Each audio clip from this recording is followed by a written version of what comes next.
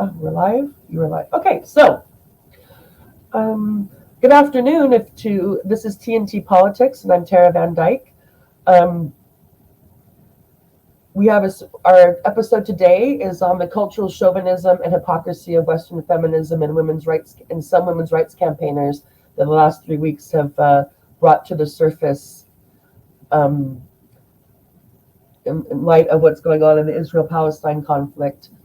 And I'm very happy that we have Azade on the show today. Azade is a Kurdish Iraqi woman, feminist, who is based in Europe and who has a background in foreign relations. So before Azade and I delve into the topic of what the Israeli-Palestinian conflict, in particular after October 7th, when Hamas had the violent incursion into Israel by Hamas on October 7th. Since then, how much disregard or little appreciation, if any appreciation, there is for the fact that the majority of people in the Gaza concentration camp, and yes, it does meet the qualifications. If you were to look online for an empirical definition of what a concentration camp is, Gaza meets that definition, and quite a few scholars and human rights activists and people on the ground have made that statement since about going even before the blockade that started in 2007. And if people are interested in that, those resources, people who have made the argument that it is more than fair, that it is quite accurate, that it is accurate to call Gaza a concentration camp. If you want, you can leave a comment beneath this live stream on X/Twitter, and I will provide those. I'll provide those resources later. Again, thank you for coming.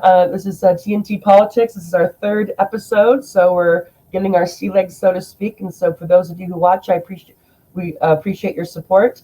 And of course, we're learning as we go. So your patience is appreciated.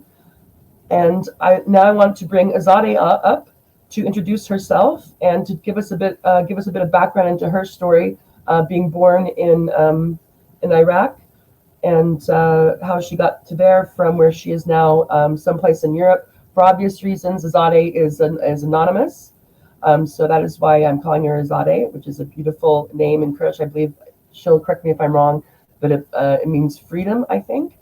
Yes. So I'm very happy that she's here, and I'm going to give the space over to her to introduce herself and what's going on with her. Thank you. Thank you, Tara. Thank you for inviting me and for this initiative. I am a Kurdish Iraqi woman. I was born in Baghdad, and I've lived in many different European countries, including many countries that are in and of themselves occupations. So in Ukraine, where I spent most of my formative years, and in Cyprus, both of which are countries that are currently occupied by their neighbors. So I have, from my own history as a Middle Eastern woman, as a Kurdish woman, an understanding of what it is to feel like an occupied person. And in my experiences living even abroad in countries that are also occupied, I ended up moving to Europe to do my bachelor's and my master's, which I did in international affairs in two of the biggest European countries. I'm also an ex-Muslim, and I'm very vocal about how my experience leaving Islam influences my understanding of feminism, and how that intersects with also being an immigrant woman in Europe, where it's very difficult to juggle also being critical of Islam and being critical of some of our cultural practices, and at the same time being an immigrant woman and fighting against racism and discrimination from Europeans who don't particularly distinguish between believers of Islam and those who left Islam, and they see us all as the same thing. So thank you for inviting me. Thank you very much. Yes, as our listeners can see, we're very fortunate that she was giving us her time today. When you say so again, the first part of this is basically going to be an interview of Azade, because as you can tell, she's a person that has that just her life story, in addition to her life story, her background in international relations, makes her someone whose voice is quite prescient and quite we need more of in these times that are so divisive and uh, that seems like most media space, at least in the mainstream or legacy media, whatever you want to call it, seems to be competing propaganda or almost complete just whatever Israel or the United States, if the Israel government or the United States government or the UK government say is basically what's the news now, and that alternative voices are just even fair play in terms of having coverage of what's going on in Gaza, but also coverage. There's been a lot of course, I've also noticed, and for our listeners who are familiar with the term manufacturing consent, Herman and Chomsky wrote a book, I think it was maybe in 89 or 88, I don't know, called The Manufacturing of Consent, when they studied how easy it was through the media. And at that time, it was newspapers and maybe 4 channels on TV in the United States, but basically looking how the media was able to manufacture consent during the Cold War. And in terms of very much looking at who's a worthy enemy, who's a worthy victim, and who's not a worthy victim. That was one of the first things they saw, and then you can tell by watching the news. Let's say we can go back to the Cold War era, for an example, or the Vietnam era, or whatever, we'll keep it contemporary. So we'll keep it on the 2 Iraq wars. So the first one, the Gulf War, and then the second one, when George Bush and company told everybody that Saddam Hussein had weapons of mass destruction and was a supporter of Al Qaeda, both of which were lies, but worked to get us into to help the public along getting us into that war. But the manufacturing consent, I think, is very important in terms of who we're encouraged to see as worthy victims and unworthy victims of atrocities, of wars and state crimes, and also non-state actors. So it's quite clear. I think everyone can realize, or maybe they will come to realize next time you watch the news, whether it be on Israel-Palestine or Ukraine, that it's quite clear that the worthy victims are Israelis and Ukrainians, and the unworthy victims are Russians and Palestinians. And that includes children and women and people that have absolutely nothing to do with the armed wing of Hamas. That you get quite clear that it's and the aftermath. So Azade was talking about, if I remember to, and I want you to, I'm going to ask you. I'm going to stop here for a second and ask to get your feedback, your response to this. What I heard is that how it is for you living in Europe right now while this is going on, and I'm sure that it's quite clear from the kind of the formal voices, so the government and the police and the heads of universities and the heads of corporations and the BBC and whatever the partner, whatever is BBC in the country that you're in, that there's this tremendous amount of concern for how Jewish citizens feel and their peace of mind and how they must be suffering given what's going on in Israel. And I would not want to diminish that, but there seems to be zero appreciation for what people who come from backgrounds like you don't have to be Palestinian, but someone who's been occupied or been or has, and somebody who is from the Middle East, who is no longer is a Muslim, but used to be a Muslim, to feel like for some reason, I would imagine that you feel like you can't express your feelings, that you feel maybe like you have to hide what's going on in your mind, what's going on with your with others like you. Is that a fair statement, or am I projecting? Absolutely. No, that's absolutely a fair statement. I think there's a fear of, well, currently in the country that I'm in, the police has been extremely violent towards protesters who have protested for Palestine. They've been immediately smeared as pro-Hamas protesters, even though there's not much evidence to show that any of the protests that have taken place have ever been in support of Hamas. If you go there, as I've been to some of them myself, most of the chants have to do with Palestinian people, have to do with Gaza, have to do with protection of women and children. But the mainstream media in this country is very, very adamant on twisting that reality and showing it to be as a approval of what happened on October 7th. But Yeah. that's been the case in almost every Middle Eastern conflict.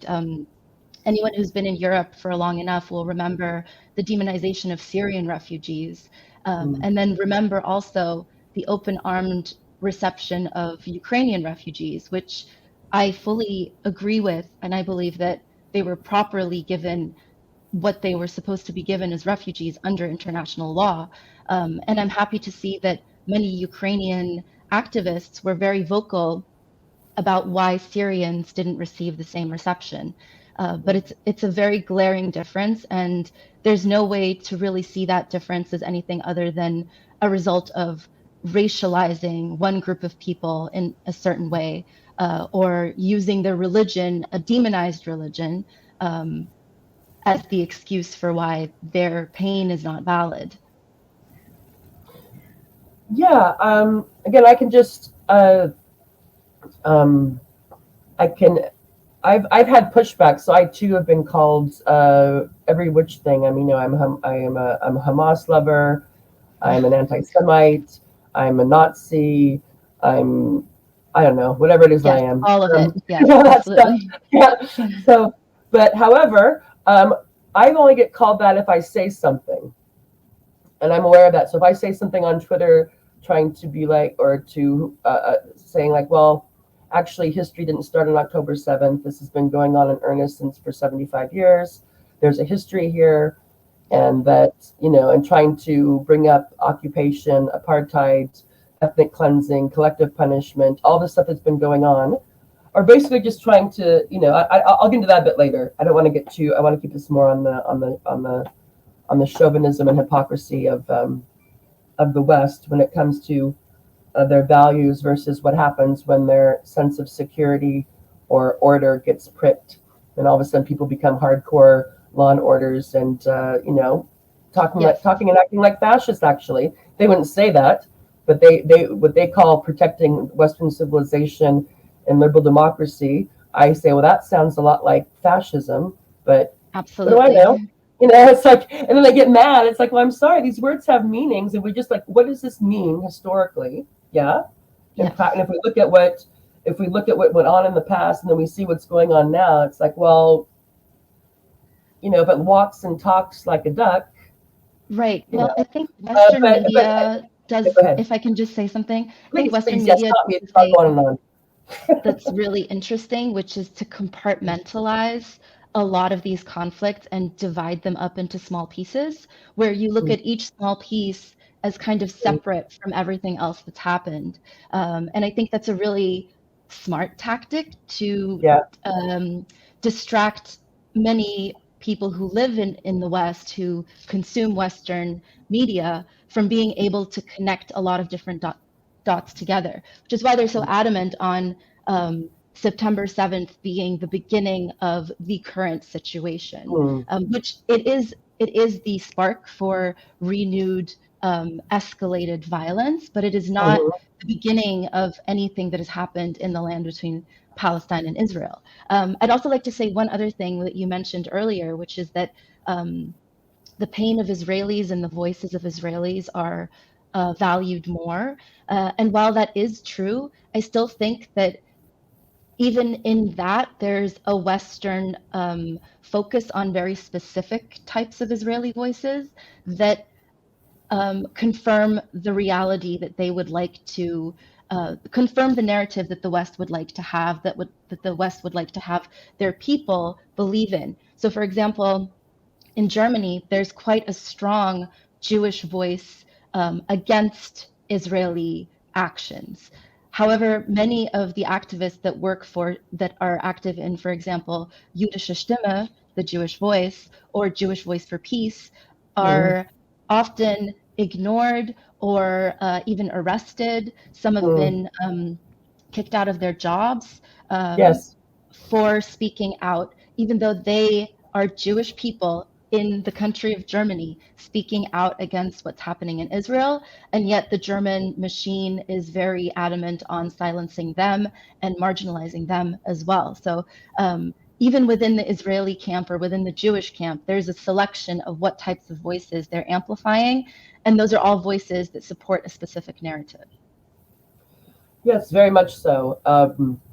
And yeah, I mean, I think I want to flag back what you said, that we're encouraged to look at things as isolated events, and never encouraged by the news and by our elected leaders. And I'll just say this. I'm just going to say the establishment. I think everybody knows what I mean. Yeah. People have their own word. So my son, who loves Andrew Tate, so he can stress me out. Although Andrew Tate also, I've learned to love certain things about him and not like certain things about him, because my 17-year-old son idolizes him. So I had to listen to some of the Tate war room stuff with my son, but that's a side story. But very much that, so people call it he'll call it the matrix, but the establishment, the status quo, whatever. I'll just say the established narrative. Very much not encouraged to look at the bigger picture, to connect these things, or to compare and contrast, to look for things that don't add up. So this situation seems objectively the same, but this is bad. But this one that's objectively the same over here is good, and vice. Yeah. So very much we're not encouraged to look at the big picture, to draw this in and to connect it to things like, it'd be empire, or, especially in the Middle East. It's just amazing to me. Of course, I tend to forget that you have to remind myself that not everybody has had the experiences and has done the reading and the classes that we have. So it just seems amazing to me that people can talk about this issue and think that they don't bring in any kind of context. Like there's nothing you need to know about the Middle East and Israel except for Hamas is bad, and Israel is a democracy. It is the only democracy, always backed by those nasty Arabs who hate democracy. And people get the idea, and it's also true that some people think that Gaza is like a destination point or like a bad neighborhood, and so every few years they just get crazy and decide to go on a murderous rampage. But for this group, that, by the way, has only been a player for since like the late 90s, I think. Hamas started as if I remember, I'll just a quick aside before we get back to how the news encourages us to be idiots, useful idiots. This is like two things: manufacturing consent, which is basically how easy it is for your idea about something, your feelings about something, to be manufactured, even if you don't know it, just by the coverage. So what gets covered, what doesn't get covered, and then the words that are used, and the mantras and the cliches that get used over and over again. How easy it is, before you know it, that you start to have a feeling about something. So if you hear Israel-Palestine or Israel, all of a sudden you have an idea in your mind of what's going on that you think is yours, but it's just because what you've been kind of taking in for, it's been incepted into your mind. Years. So manufacturing consent, and that's not, all of our consent is manufactured to a certain degree, but to be aware of how there's certain things that once you see what the news and politicians do, you see it all the time, and not just with this issue. So there's that, and also that we're encouraged to be useful idiots. And one of the ways you get people to be useful idiots is you just show them one part of the picture and encourage them to think of that one part being the whole part.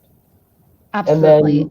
And then it also banks on the idea that the normal citizen, the everyday citizen, has too many things to think about in their everyday life that are also consequences of neoliberalism and of late stage capitalism, we can say, that they cannot be invested in thinking about these issues in their longevity, in their totality, because that requires an unbelievable amount of dedication and reading, and the normal citizen is going to resign themselves to be like, well, I don't understand, and I'm going to just go with what I've gathered in these few bits of information that have been available to me, and that's what I'm going to base my views on. No, and I would say I agree with that, but I'm going to be more critical of the average citizen than you just were, because I am, I do have a PhD and a postdoc, but I'm very, income wise, Yeah, nothing to write home about. And also, yeah, I grew up. I didn't grow up. I didn't have to flee a country because of war or discrimination, of course. But I grew up very working class. The first person in my family to go to graduate school, and my family has no idea what I'm on about, but they're proud because they know the names of these universities that I've gone to. So like, oh, but anyway, enough about me. What I would say is that this is true. I totally agree that the average person, if you're just getting through, doing what you have to do to, pay the bills, and if you have kids, tend to kids, and all that stuff. That yeah, there's not a lot of time in the day to become um, Aware. aware of all these issues that the establishment is very keen in you not becoming aware of. We're not encouraged to become to do our own research, so to speak. Although people say that, so they want what they want you to do is to believe the news or the establishment, or whatever it is, whether it be right, left, right, or center. But the official, the established, the okay, the approved right source of news, Narratives. center Yeah. source of news, or left source of news. So approved news, basically the one that doesn't rock the boat. You can be Yeah. there's we all kind of know, like we all have a feeling once you get into a space or once you live long enough in a particular place, what's in the bounds of of what's okay to talk about, Permissible. Yes. what's permissible, what's okay to critique, and how, and what the line is when you're going to start getting yourself into trouble. I mean, people pick Right. up on that unless they're have cognitive issues that they can't pick up on those cues, and or are unable to bullshit. People that have something going on in their mind that makes them unable to engage in bullshit. Um, so I accept all of that. However, um, when it's a country, I'll just use my country as an example. When it's the country like the United States that's involved, that has all these, that's the top of the pack of the international order since World War II, that has all these, has this all these military bases, gets into all these actions, that whatever they call them, for democracy, for humanitarian war, or to whatever it is, the war on terror. It's always a good war. Doesn't end well, but it's a good war. When you're from a country that's doing that your taxpayers or your tax money is going into, that's being done very much in your name, so to speak. And at the point now when you can just go online and maybe watch a couple of YouTube videos or read a book or read a synopsis of a book to get an idea of what the other side is. Yeah? And then become an Right. expert. Yeah. Just to get enough to know, like, so you have enough to know, an idea to know if someone is lying to you or bullshitting you, when if the government or the news or whoever is telling you something, you'd be like, is that, I don't, just to have that going on. Because so I would say that given how accessible things are now, yeah, I wouldn't expect people to become an expert on these things. And I don't even know if I consider myself an expert on Israel-Palestine. I did live there for 2 years, and so since then, during that time, I was read everything that I could on that, getting an appreciation for it. And since then, I've tried to keep up on it, of course, and I have contacts there and people I care about. But I'm not Norm Finkelstein. I'm not an Elon Pape or Right, yes. or electronic intifada. I'm not but I know enough to sniff out I know enough to be like, okay, this standard line, it's just three. It's just three. It's just, you're just met with thought whenever something pops off in Israel. Whenever there's an eruption of violence, usually after Israel's been abusing and killing Palestinians someplace for a few months, Hamas will react violently if they can, and then all of a sudden it becomes, look, Hamas. Let's see. Hamas is this terrorist organization. This is why we cannot have peace. This is why Right. this is why we're not negotiating. Hamas, Hamas, Thought Hamas, Hamas, Hamas. terminating. Yeah. Thought So terminating yeah. cliches. Thought too many cliches. So it's Hamas. It's Israel has the right to defend itself. Israel is the liberal democracy, and Israel doesn't target civilians. These are like, whereas Hamas is, evil incarnate. Okay. Right. And Yeah. and even if I don't want to get into the argument of Hamas, except for the fact that people should realize that Hamas isn't just this 5,000 or 4,000 fighters. I don't know how many fighters they have, maybe 4 to 5,000. It's also basically the municipality in Gaza.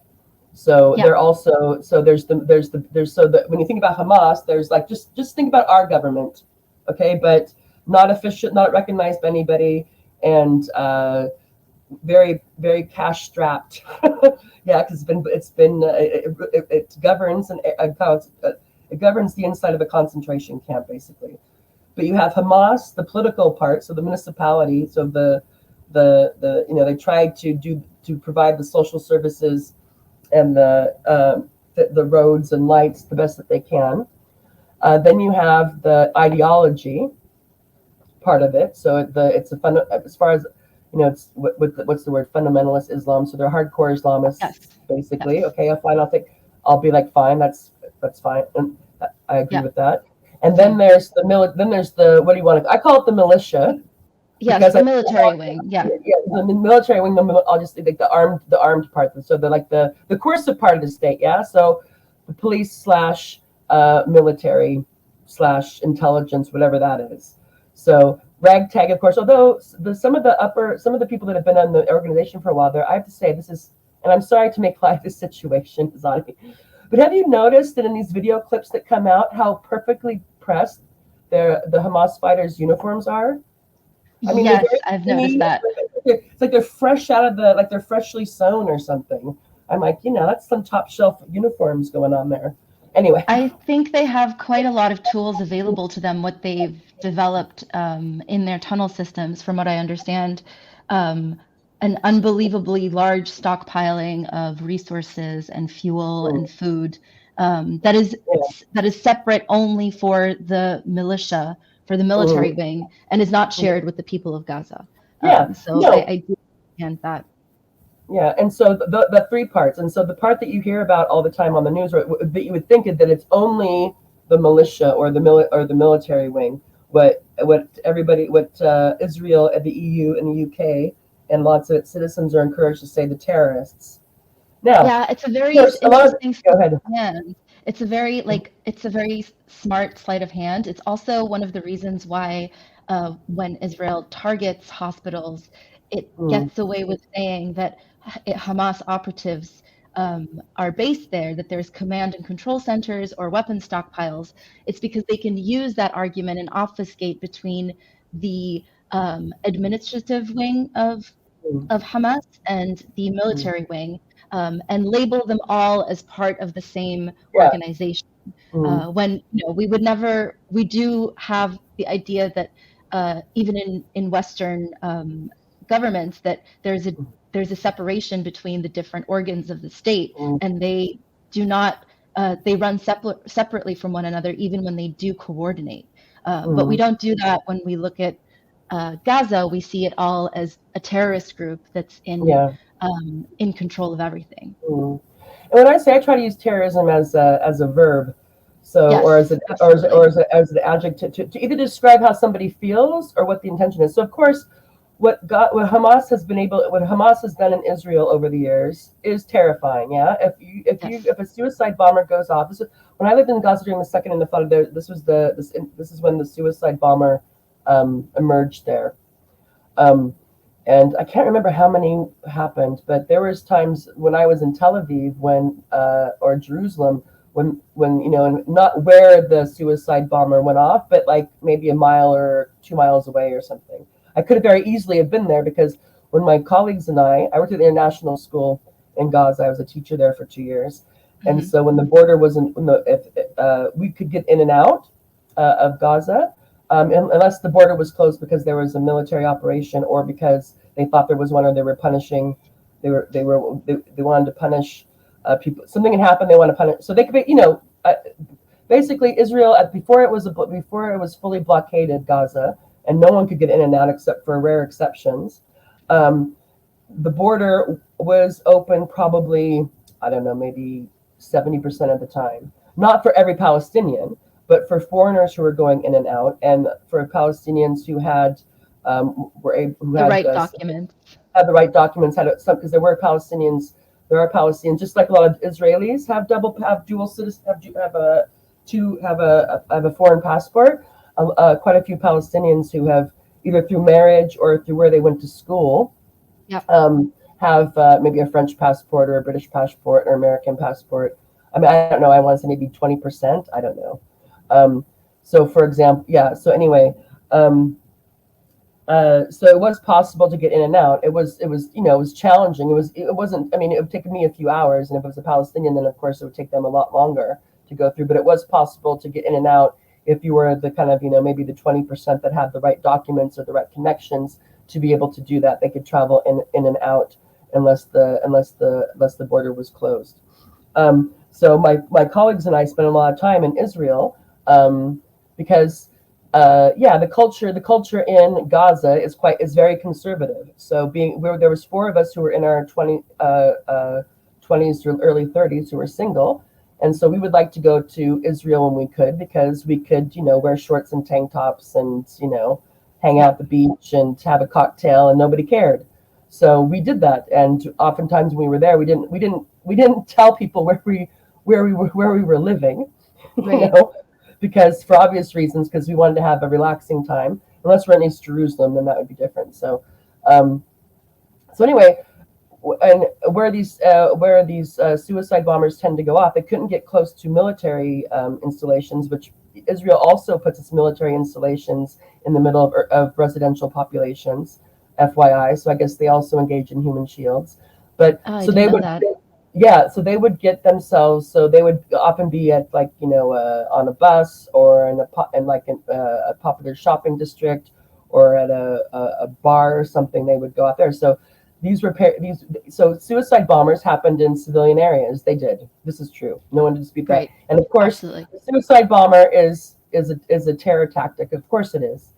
Um, Anytime somebody's coming at you with a gun or a rocket or trying to kidnap you, of course, that's terrorizing. They're doing that for a political purpose because they want to meet Achieve some sort Israeli. of political Yeah, goal. well, Yeah. yeah, they want to meet. There's two things. They want the soldiers doing it, or the young fighters, people doing it. Yeah, they want. I'm sure they want revenge or glory or whatever for what's gone on to their friends and family and to their people for the last 75 years.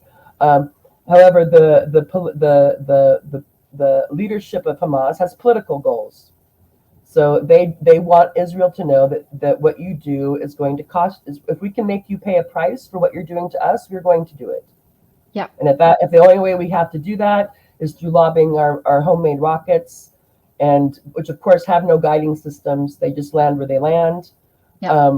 Or during the Second Intifada, if they had enough men who are willing to, and there might have been a couple of women, I don't remember, who are willing to blow themselves up for the cause, then we're going to do that. It was basically the idea that their idea is that the only language that the Israeli regime is going to understand is violence. Right. So Yeah. we'll do what we can do. Now, how people feel about that is them. So I'm not going to say that these aren't terrifying acts. Of course they are. But just to be an idea that's one part of Hamas. Hamas is there's also the bureaucrats and the people that register the births and deaths and the people that work at these overstressed schools or clinics. There's also a lot of clinics and there's also a lot of schools and hospitals in Gaza that are run by charities and in particular the UN. So there's that. And then there's the political guys. And then there's the top, political strategists or whatever. As far as I know, they live in Qatar. I didn't know that until Yes. until October 7th. That the top, apparently, Leadership lives the in top Qatar, leadership yeah. of Hamas lives in Qatar. I'm like, okay. Yeah. So, but you think if Israel is really wanting to cut off the head of Hamas, and they would be pushing Qatar to release those two guys or four guys. Exactly. Yes. But they're not doing that because what this is about, what it's always about, is land. 100%. 100%, yeah. Whatever the discourse is, whether it be biblical or security or civilizational, at the end of the day, if you look at what's been going on for actually since 2000, actually since probably 1917, but in earnest since 1948, it's all about land. And Ilan Pappé has a quote that I use all the time when I'm being called a Hamas agent or anti-Semite. First, I like to mention that Palestinians are also Semitic. Kurdish people, are they all, they must be also Semitic, yes? No, we're not. We're Kurdish or related Kurdish? to I'm sorry. Armenians. Yeah. Yeah. Okay, I'm trying because I've been trying to figure that out. Like, it can't be. It's It's not also everybody there. Also, Semitic is about the language. It's not a group of Okay, people. okay, So Hebrew and Arabic are Semitic languages. okay, Kurdish is not. It's an Indo-European language. But that okay. doesn't mean that we're not genetically related to Yeah. all of the groups of people around Okay, us. this is okay. Let me stop you here. It's a So this would linguistic be definition. okay. This would be great. So this would be great because I've been trying to figure this out. Um, since because and you obviously know more about this than I do, so it'd be great. So I have three questions, I guess. So my understanding of the word anti-Semitism, Mhm. excuse me, is that it started being used in like the late 1800s in Germany to make, Yes, because there's a lot of hatred of Jewish people, so they wanted to make it sound more, I don't know, scientific or genetic, exactly. I guess, Yes, because of they wanted to make it, they were against like miscegenation, I guess, yes. of which is kind of odd because Jewish people tend to marry Jewish people, but whatever. Um, not only, but I'm assuming back in the day that that was even more so. Particularly at that time that most of them were Yeah, religious Jews, and the phenomenon of secular Judaism is fairly modern. yeah, Um, yeah. yeah, I would Okay. imagine that most Jewish communities did not, well, We weren't trying maintained to. marriages within their own community. Yeah. Hmm. Okay, so my understanding is, yeah. So that word started in the late 1800s of Germany to make, yeah. So anti-Semitic as, and not as a negative thing, as a positive thing. It was good to be anti-Semitic because whatever. And then I've heard that okay, like people who were native to the Levant area are Semitic. Now, I thought, then I got confused because I had read someplace at some point that was language, but then there's also a genetic component. So if you could say what you know about the difference between like historically, like originally, I guess we could say, because words can change meaning and their cultural connotations can change. So, is it fair to say that originally that Semitic, uh, originally or more uh, is best referred to a language, a type of language, or is it also like a genetic group? So, like before there was Judaism, there were people there, and those people were Semitic, and they've since branched off into these different groups. If you could say something about that you know, that would be great, because there's a lot of Uh, confusion about that. the way that I understand it is that the word Semitic came from linguistics to differentiate between the Indo-European languages in the region versus the Afro-Asiatic languages, that of which one of them is the group of Semitic languages, Northern Semitic, Southern Semitic. Um, it's difficult to talk about a genetic group, quote unquote, that is Mm. Semitic because there's a lot of overlapping, like Venn diagrams, kind of like overlapping circles. Um, it's Well, if I could true just that, stop you, if I could interject for yeah, just one thing, just as an example, you know those companies now, like the 29andMe or whatever, that you can do a swab, yes, yeah, and people will get back like you're 20% Ashkenazi Jew or you're 5% yeah, this type of group. So that makes me think, okay, there's some sort of genetic marker at least, um, right. for that. But again, and I realize, and people should realize that genetic markers that people decide what those mean Exactly. The in a way. So categorizations okay, are created by researchers today, mm, understanding them as we see them today. So mm, they've grouped together a certain number of haplogroups and called those, for example, Ashkenazi Jewish. What that really mm, means is that people who have taken the test, who have those markers together, mm, have been grouped as that, even if they have other markers that are from different groups. And so even when you take one of those tests, sometimes you can log into your profile on their website and see mm. that the results have slightly changed over time. And that's Okay. because more people have taken those tests, that the categorizations have been refined or changed. Mm, It's not that your genetic makeup has been changed. It's just that the way that we categorize them mm, changes the more mm, people you add into the group. So there isn't like a gene that says that you're Semitic. There are haplogroups that we all belong to, that we have various different makeups of. And we can see that they're more prevalent in certain areas of the world, and we categorize them based on what those areas currently mean, which is why you would never take a genetic test and it would tell you that you're a Phoenician, because that categorization doesn't fully exist anymore. They would categorize you as Southern Lebanese or something like that, that are descendants of Phoenicians. I think this is so. I mean, this is just another topic, but just how the development of a discipline and a body of knowledge happens versus how it's presented to us, whether it be on the news or in various programs. Because of course, if you think about it, that makes sense, And to be able to communicate what they're studying, they have to use categories to be able that to we understand today. And oftentimes, not all these people who are doing these categories obviously aren't always also steeped in like the cultural and linguistic histories and whatnot, and what different parties with various agendas could make out of the current status of this project, of the genetic mapping and all this stuff. Thank you for that, because then there's just so much, Azade. Good God, there's just so much. There's just so many ways they can trick us, or we trick ourselves. Yes, absolutely. And I think you were saying something about information and how we have everything available to us to be able to fact check very quickly. But I think that at least have an idea of how skeptical we should be.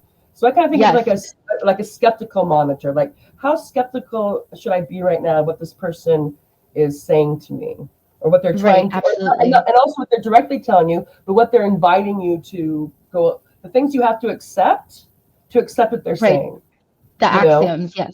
Yeah, and so it's just, and of course, again, people, I realize that, we're only one person. I know, I'm quite aware that I have blind spots. It's just that somebody else will have to point them out. I mean, some of them I'm aware of. Some of the things I don't know, I'm aware that I don't know. But there's things that I don't know that, that we can't know that we don't know. So we have to be somewhat open-minded to that. Good God. Yeah. Okay. So good. So I'm sorry if you could go.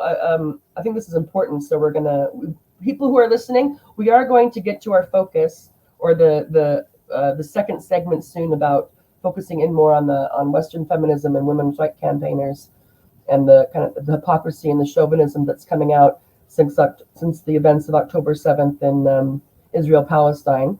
But since Azade is here, and given her background and given her life and her background, I want to, as long as she's willing to stay on with us, I want to talk about these topics.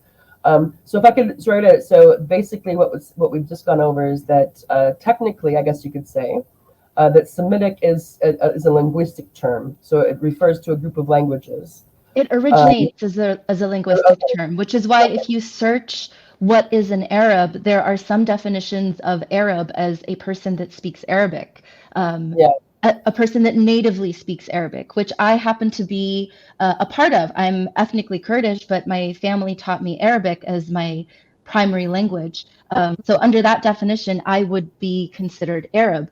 There's it's very difficult to understand these as like ethnic groups that are set in stone. It's not really that set in stone. Well, yeah, these are cultural. More than anything, I think what's most important is what's going on in this culture, culturally, and also politically in any particular place and time, and that all these things, the genetic stuff and the linguistic stuff gets kind of leveled into that. Yeah. Is my understanding, or at least what I would initially say. So and again, I think that's in terms of when you mentioned before how we're encouraged to just see little pieces of things. I think we're encouraged to mix and match things that don't belong together, that a lot of us aren't aware of when we're mixing apples and oranges, so to speak. So if I'm trying to make the argument that that Israelis are the rightful natives, that the Palestinians, that the Palestinians aren't the native population to to Israel, Israelis are, the Jewish people were.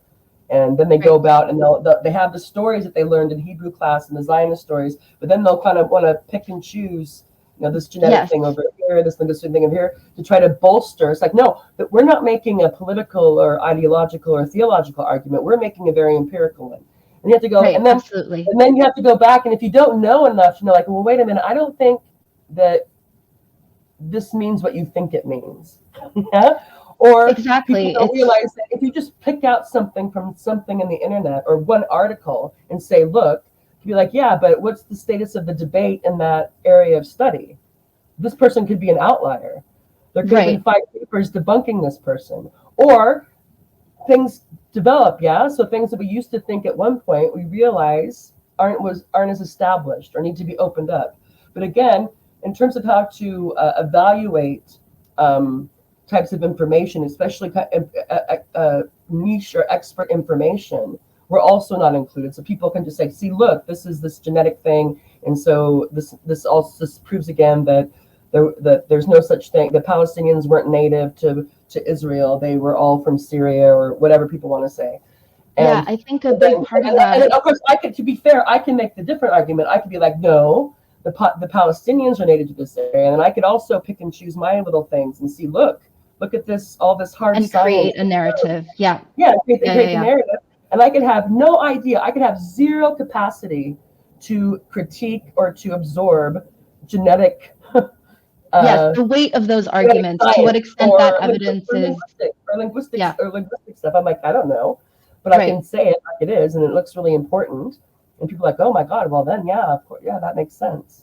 Right. So I think also part of compartmentalizing knowledge or information in that way is that we're unwilling to accept that there are quote unquote contradictions or complexities or like such a wealth of information that there are obviously parts of stories that are true. So nobody who's pro-Palestine will say that Jewish people have no connection to the Holy Land. Even saying that there's no genetic connection to the Holy Land. There was a study that showed that Ashkenazi Jews have about 50% Levantine Jewish provenance, and that their closest related people happen to be Palestinians, Syrians, Lebanese. Yes. So there's proof there's complexities, and these contradicting like single pieces of information don't contradict the overall narrative or the overall understanding of what's happened. And also the idea about why politics exists. If everything was so obvious and clear, then there'd be much less need for politics. But the idea that there aren't things, there's certain things where you have competing claims, competing arguments that both could be like, well, okay, and then you have to decide what you're going to do about it. And historically, and still to this day, it seems that whoever has the most power is going to win out in those situations, both in terms of who gets what they want, but also who gets to write the story of how we should understand what has happened. But yeah, people forget, it's like, why do we even have politics? We have politics because there are disagreements, there's contradictions, there's things we can't know for sure.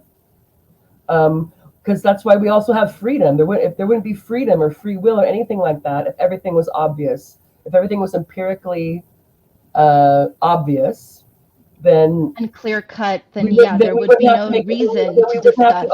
Then there would really be no need for politics or really freedom or agency, actually. I mean, every single person, I think, has their own community and culture that they come from, and there's probably some type of stereotyping or reductive narratives about their own community that they understand is reductive, and they understand that there's much more to know about what has happened in their own history. And I think if you think about it like that, then they should be able to also apply that to any other situation in the world that they're not intimately aware of, and be like, well, if my own community is constantly stereotyped as X, Y, Z, and the narratives that the world has about us, I know intimately are untrue, that there are complexities, then we can also afford that to other communities and other causes in the world and say that, like, well, there must be things that I don't fully understand, and it is not as clear cut as what is being shown to me. Mm-hmm.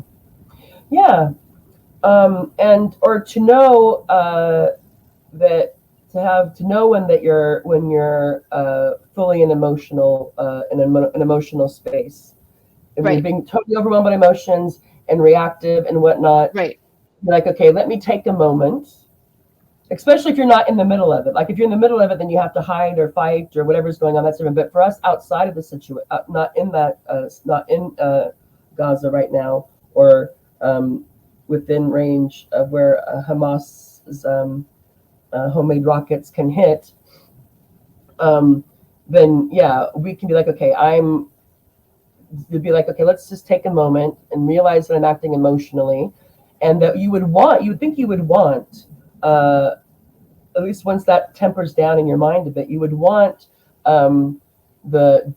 journalists, and you would want elected officials and government officials to be acting rationally, and to be trying to be as objective and as careful as possible, not fanning the flames of not coming out with this good and evil stuff. So right. there's good and there's evil. Israel's good, Yeah, and Hamas, ergo, we know that categorizes Palestinians in general because they support Hamas, or so we're told completely. So they're evil and Israel's good, and we're on the side of good. And you're like, what is this? Is this like, which you we know? saw in the Iraq War as It's like well. I really, like mean, completely, like just completely, just yes, like yes, complete, like nothing else has happened. We don't need to know why Hamas did what they did. We don't need to know why there is a Hamas. We don't need to know why there's a blockade around Gaza. We don't need to know why there's what's going on. We don't need to know any of that. We just need to know Israel's good, and who they're opposing is evil, and anything they need to do to quash this evil is thereby also good. We're good, good. And you're like, exactly. We've already seen this is that? happen. Is that? It's just like, even if you feel that way, even if that makes you feel good in the moment, if you play this out, like what can go on militarily, how these things can spread, and what this means, you may be like, okay, let's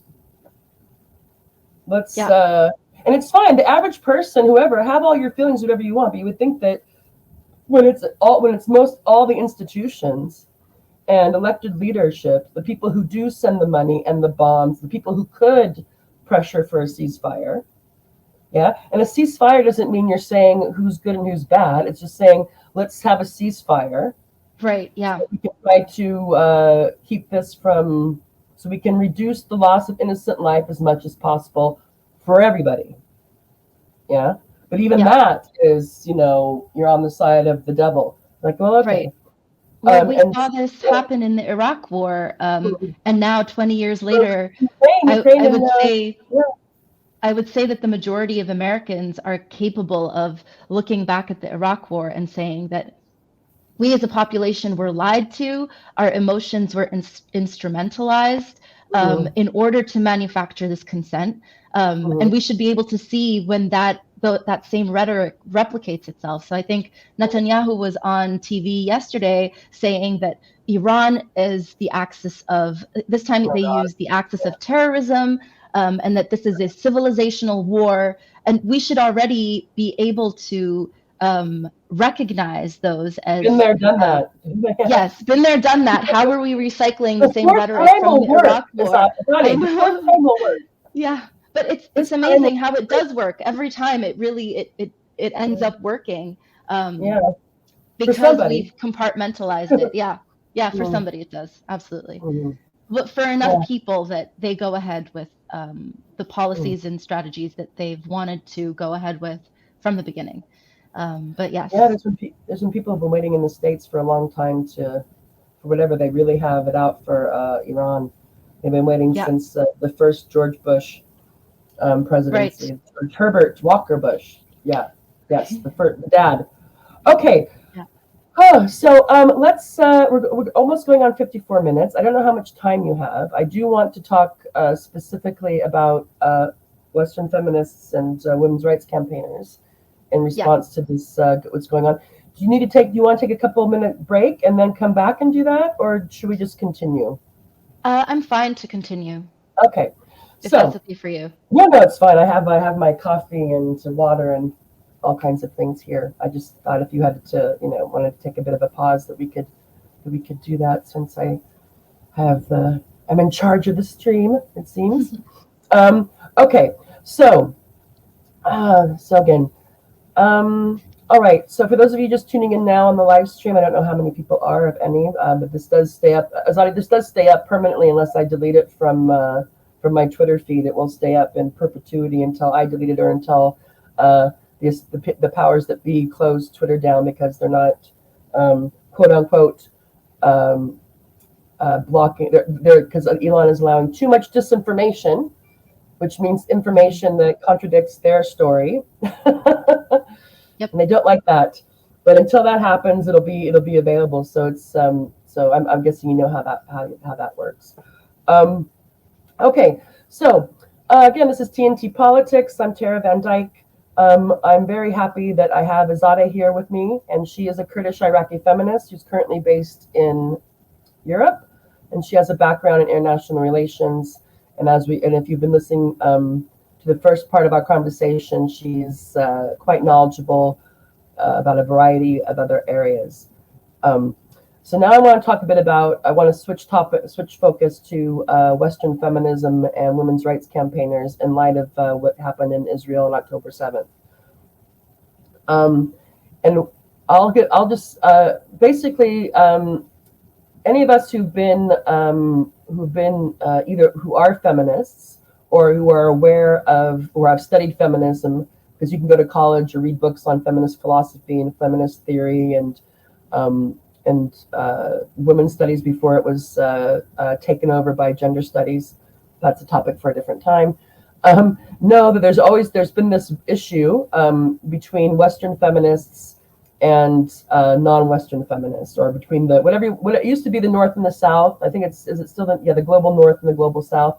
I'll just say Western feminists. And what I mean by that, when I say Western feminism or women's rights campaigners, I mean those from Europe, Canada, Australia, United States. Yes.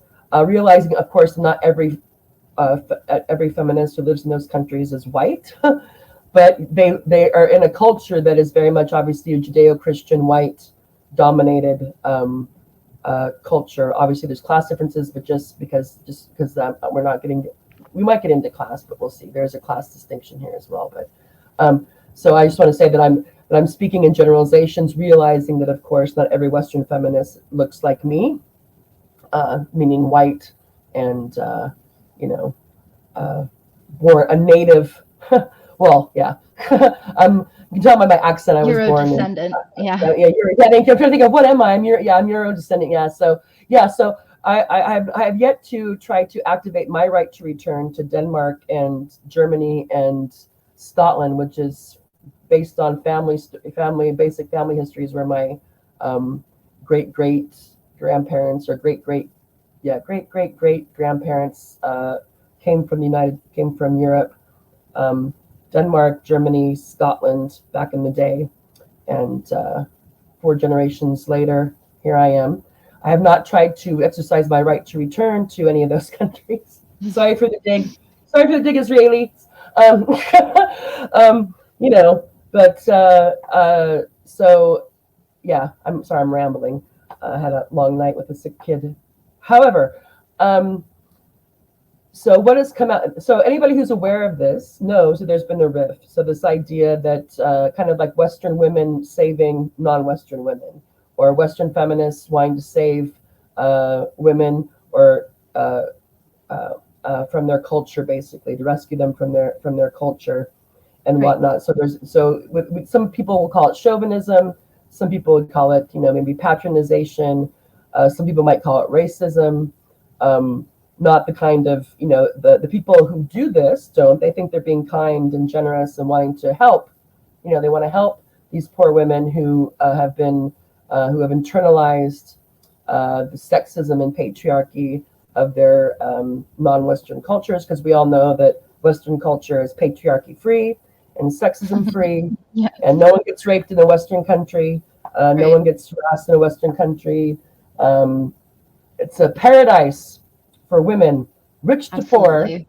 Yes. in the West. So, of course, these feminists can school. I'm sorry, to be sarcastic. No, no, Anyway, so this has been a tension in feminism since I would say at least since the 70s. Yeah, I'm trying to think of when maybe since no, I probably since after World War. Yes, the 60s, I guess, because when the third world became when that term entered the lexicon, the third world, and when people started to learn about the new there was knowing about the decolonization that was going on in terms of colonial powers being kicked out and national I can't think of my words now. But anyway, the colonial period was ending. Yeah, national. So yeah, so the colonial powers were either deciding to leave or being kicked out, and there was a political competition, in many places bloody, for who was going to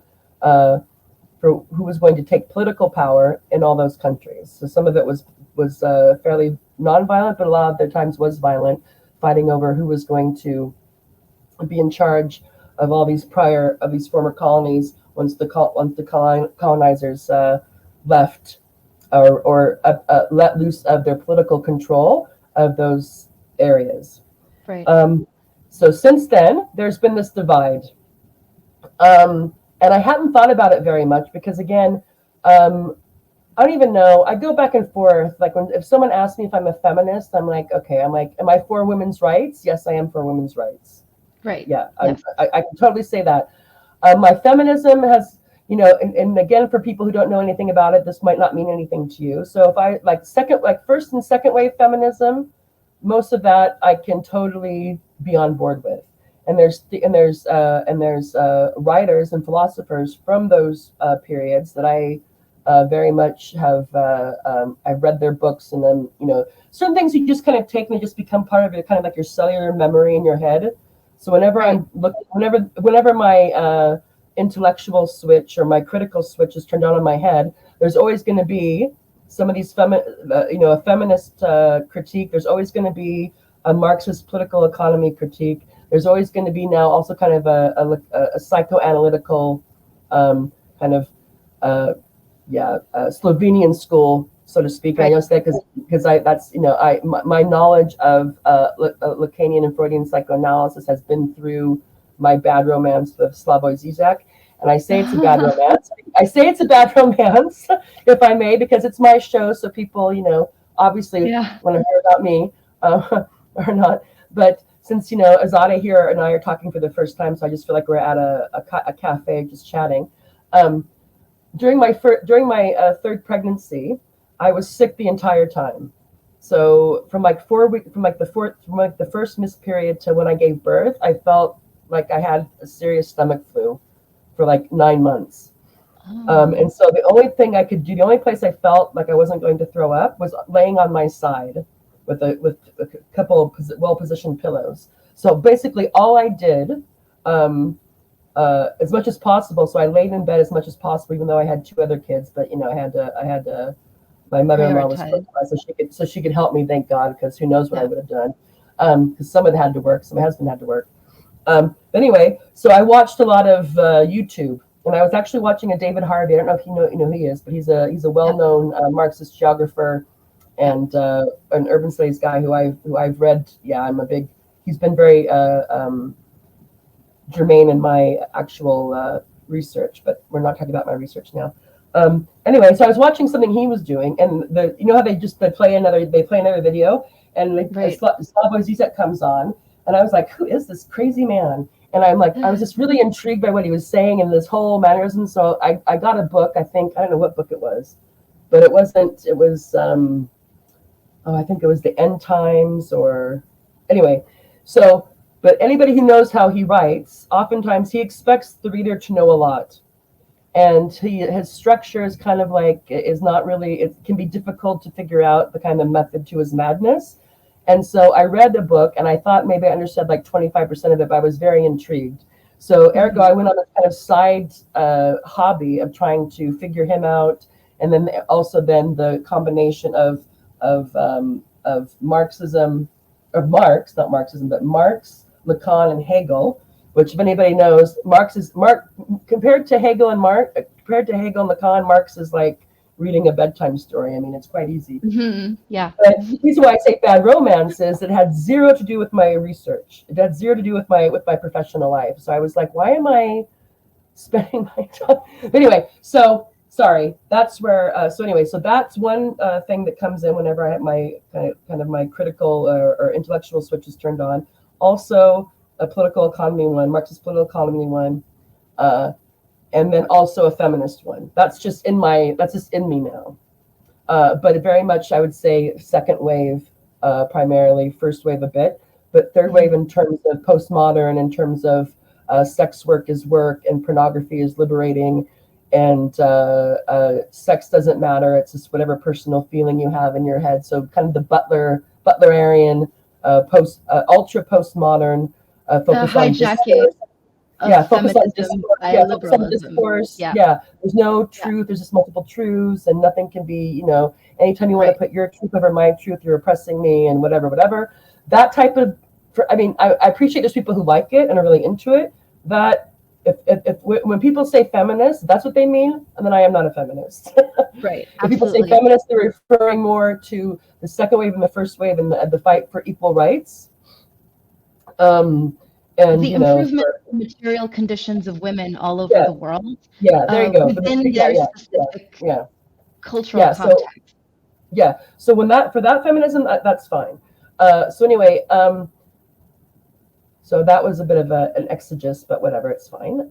People can fast forward through that. If I'm annoying them, they can fast forward and get to Azade talking.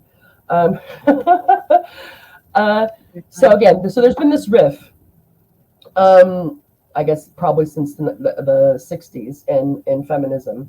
So this idea that Western feminists look down upon, maybe not, I'm not saying it's intentionally, but this is the thing. So they're patronizing because they see non-Western cultures as being backward, as being not so modern, as being more sexist, more patriarchal than Western culture. And so one of the things you need to do for women in those and outside the West is to rescue them or save them or disabuse them of their connections to their culture.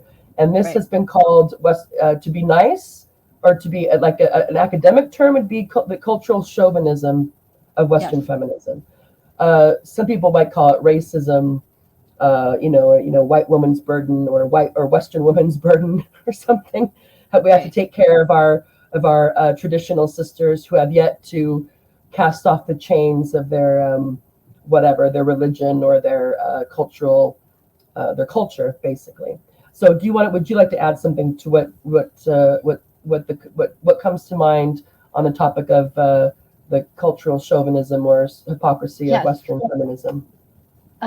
So I don't particularly have a problem with Western feminists, so-called Western feminists, recognizing patriarchal structures in developing countries and in developing cultures. My issue is when they overtly or subtly make the argument that type of that type of patriarchy is inherent to the culture. Because if you're making that argument, then you do not believe that changing social structures would have any type of material improvement on the conditions of women. And if you believe that it's inherent, then that is only one step away from believing that a certain group of other people are all inferior. It is just racism. So we have to accept that although we're at different stages in the world, in terms of our fight against patriarchy, and we can talk about how maybe in the West we've been able to achieve some type of legal and status change for women that has been very beneficial to women living here. We cannot look at the rest of the world and notice that lack of legal protection for women as being a result of an inherent cultural difference. So my issue is always when it comes down to the argument of it being inherent. We saw that especially with refugees who had come to Europe. There was a lot of feminists that seemed to think that this was an invasion of men that would rape and pillage and cause destruction to the European women, Mm, and without seeing that, like, bringing someone from that culture to a mm, completely different culture and a completely different environment changes the opportunities and it changes the consequences for certain types of behaviors. mm, And it is mm, opportunity and consequence that mm, shapes our behavior as human beings, and not mm, the inherentness of our culture. mm, Um, mm. I don't believe that culture is inherent, um, and I Oh, otherwise it's there would totally, it's be, totally learned. It's totally yes, learned. otherwise there Yeah. would be no place to do any work Which doesn't as mean a it's not feminist. powerful. I mean, it's just, Yes, it's just like I also absolutely. learned my language. So, Right. Yeah, yeah, absolutely. So I am very critical when I feel that those arguments come from a place of believing that we're inherently different. Because if you mm, believe that Middle Eastern men are inherently different, there's really a very fine line between you then believing that Middle Eastern women, the birthers of Middle Eastern yeah, men, the are, breeders, yeah. yes, yes, the birthers, exactly, are Yeah, then, they do have lots of kids. Look at all those yeah, kids they have. That's yes, true. yeah, I mean, I have to tell you that I'm pretty sure that most feminists or women's rights campaigns, especially if they're from upper middle class or higher class, and they see a woman that has like more than 2 kids or 3 kids, there's judgment. But anyway, absolutely. that's a side note. Yeah.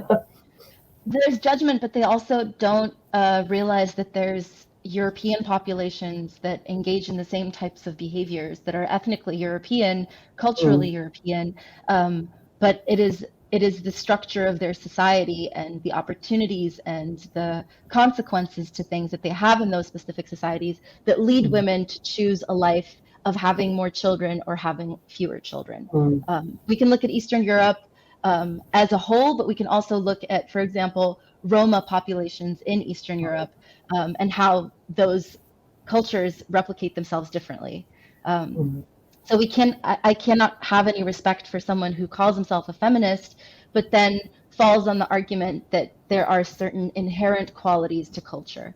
I think that that's not only Mm. racist, but that's also anti-feminist, because in the end, you cannot believe in a world that a world can treat women And change is differently. impossible. Yeah. Yes, that change is Yeah, then possible. there's certain groups that are going to have to be. Yeah, but it just reestablishes a hierarchy. There's always going to be Exactly. a hierarchy, whether Yes. it be yeah. So I very much want to just flag a point that you made about it's one thing to say that I could say that yeah that I'll just pick a group that I could say that that Palestinian men or the Palestinian society is patriarchal or very there's a lot of that women don't have a lot of don't have anywhere near equal rights or equal we'll just say social rights because Palestinians don't have a state, so there's no state that is responsible for recognizing and enforcing or protecting their rights vis-a-vis other countries or vis-a-vis other citizens. So I think people need to remember that as well. But you know what I mean. So that men have much greater standing, cultural, social, political, economic standing in Palestinian society than women. Okay, fine. But the difference is if you say that's because they're Palestinian that that's the case. So if you're just Right. making an empirical observation that in this particular place and time, men are treated in terms of economic, culturally, politically, socially, um, have dominance over women. Okay, that's a factual claim. But if you then say that's the case because they're Palestinian, and so no Right. matter what, that's going to be a part of them unless you break that out of them or force them or send them to re-education camps or whatever you want to call it. I mean, Yeah. they wouldn't call it that. They would call it, liberating themselves from that. But even then, it becomes impossible. So this idea of saying that, you could say that yeah, white people are the A, B, and C. And if you say that one thing, and it's like, okay, yeah, there are white people who do that. But if you say they're like that because they're white, there's Right. something essentially about everybody who's born what we say is white is always going to have this tendency Right. or act this way, and that's the distinction. I think that's very important to make. And then in terms of the immigrants, just to flag. I think another problem that happens is when you have the one side that wants to demonize them and scare people, and then you have the other side that wants to turn them into complete saints, which is Right. also Absolutely. problematic. It's like, Yes. if you have a lot of, it's like no matter if you have if you have a lot of people coming in, there's going to be some people who do bad things. It's just the Absolutely. way it is. And Yeah. to pretend like they're all noble and perfect and because they're setting themselves, excuse me, they're setting themselves up. They're setting up the other side, because then as soon as you have one or two incidents, it's like, look, see, Yes. Absolutely. this is why we can't have 100%. people in here. They don't respect our rights. They can't live here. And of course, as you would say, if a person's coming in from a completely different social situation, a completely different way of interacting with women, or a completely different way, is not used to seeing, two men holding hands, two women, whatever it is. Right. Yeah, yeah. Are there going to be Um, problems? Yes, there are going to be problems, but it doesn't mean that those people can't, uh, whatever you want to call it, can't integrate or can't whatever. Also, when they do break the law or break the norms, then they should be held accountable because they're adults. Yeah, exactly. Yes. they shouldn't be given I any think special thing like, oh, they're from a war-torn area, so it's like, no, no, no. If you break the law, you break the law. If you break a social norm, then you deserve to be scrutinized for that. Not your whole population, right. not everybody, Exactly. but it should be like, look, this was not this we don't this is not acceptable here. So if you continue to do that, then you're going to continue to get this pushback. And if you're breaking a law, then you're breaking a law. It shouldn't be like it's okay because they, you don't want you to. It's like it's also treating them like children. Infantilizing them. Yes. Absolutely. The other side of the coin, as treating Right. them as um, backward savages that are going to Well, attack they're anyone. both forms of dehumanization, whether Mm, you debase someone or whether you elevate them to a status of like infantile innocence who cannot do mm, anything wrong. Those are both forms of dehumanization because you're not mm, seeing those people as mm. equally human to you, who Which means an good, equal bad, and human all being, everything in good, between. bad, Yeah. and yes, absolutely capable of doing everything. And beyond that, that polarization of seeing them as either savages or these poor souls that need protection is that you do not leave space in the middle for people from within that culture to make valid criticisms of Mm, the cultural aspects that do deserve mm, to be criticized. So, for example, I've felt as an ex-Muslim in the West that I can't speak about the things that I disagree with about Islam without my comments being instrumentalized either by the right wing to be like, oh yes, see, even this person from the culture what's that lady's says that name? they're sorry. Sorry to interrupt. What's that lady's name? Ali Hershey Ali. You know Yes, who I'm talking about? Yeah, Ayan Hirsi Ali. Yes, she's one yeah. of many who Mm, have made a lot of money by being mm, tokenized by the right mm, to basically speak out against Muslim populations. mm. And while her story is harrowing Oh God, yes, yes, yes. and the Yeah. things that One she's been story. through and Yeah. the things that many Muslim women go through need to be called out specifically by Muslims and ex-Muslims or anyone who's Mm, related to those types of cultures. mm, You don't leave the space for anyone to make that kind of comment without mm, feeling as though like one side or the other is going to instrumentalize what you've said for mm. their own political agenda. So Yeah. it's quite isolating. Mhm. No, I mean, and where she's concerned, of course, I mean, and she's obviously brilliant and has a harrowing personal story, and she, obviously she's very good at what she does. She was a politician, I think, at one point, also public speaking and Yes, writing, and yes, obviously all that. And of course, female genital mutilation, I can say unequivocally that I'm always opposed to that, and I'm in solidarity with anybody, absolutely. anywhere, who wants to push back against that practice. That, of course, if women didn't participate in that, it wouldn't happen in the countries that it does happen in. But it's important Absolutely. to And that's know. such a big point that women It's help important. Yeah. perpetuate that Mm. and that we should be able to discuss that. But when you It's the tell a mothers woman that that's take their come, it's the mothers that yes, take their daughters to have yeah, that their clitoris cut off and their vaginas sewn shut, so they yes, can know, so they can be guaranteed to be a virgin and not right. have not try to have sex before they're married off. Yes. Right. Um, and also, but then also again to be like, then the question becomes, why would women do that? That's the question. Like, so the women who do this isn't a new practice. I'm sure it goes up and down. I mean, to look into like why do women do that? Why are they doing that? And to Yeah. be able to understand it rather than just say, no, Islam is, to use it as an example of why Islam is terrible. Right. So the idea that there's a straight line from the Quran to female genital mutilation, of course, is ridiculous on its face because it's not practiced everywhere.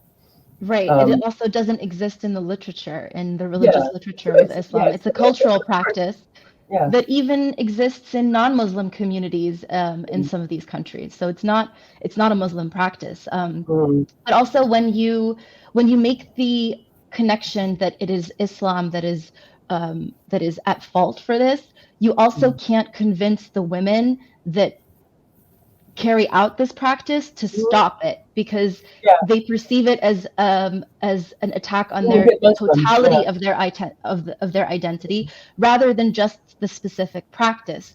You can possibly convince many women that the practice itself shouldn't be carried out by using literature from their own culture and their own religion to support that, but you can never you'll actually have them just become more staunchly Muslim Mm. if you say that this practice is because of Islam and Well, yeah. Islam is bad. Yeah, if it's turned into extreme identity politics, Right, my group is under attack. So I'm not going to say anything negative about my cultural group, right. my identity group, because I don't want to, I don't want to catch that kind of heat, and because I see what's going on. Yeah, um, yeah, and also they might, we don't know. I mean, we tend to think that, and this isn't just Western. I think maybe this might be global. I don't know, but we tend to think that that other people totally know why they do everything that they do, that Right. they're totally that their lives and their intentions and their desires and inclinations are totally self-transparent. They know exactly why they do everything that they do. Yes. Whereas we don't know why women who engage in this practice, women who take their daughters to have this procedure done, we don't know why they're doing it. I mean, we have a general idea, yeah, that there's this idea that, Right. that they want to know that it's this idea that you have to that female sexuality is dangerous. So you want to, cut that out of them, and you want to make sure that you can guarantee that the girl is a virgin when you're trying to organize your marriage or marry her off or whatever. I don't know. I'm just assuming that places where genital mutilation is being carried out, that the girls don't get to decide who they marry. I'm guessing their families do. I don't know. It could, maybe Very it's not the case. often. Maybe, I mean, Very I'm often, yeah. making a generalization. I'm just assuming that one practice would indicate the other, but who knows? Well, Maybe it's. I also think there's an element of reaction to the society that they live in. So I think that many women who do this to their daughters do it out of a sense of at least in their own mind, I'm protecting my daughter from possible violence that she would get if she were perceived to be a woman that is not quote unquote chaste. Yeah, yeah. And again, we know that the fear and, for lack of a better word, wanting to control female sexuality did not start with this practice. I mean, I think Right. that people tend to forget that, Yeah. or they think that how things are in their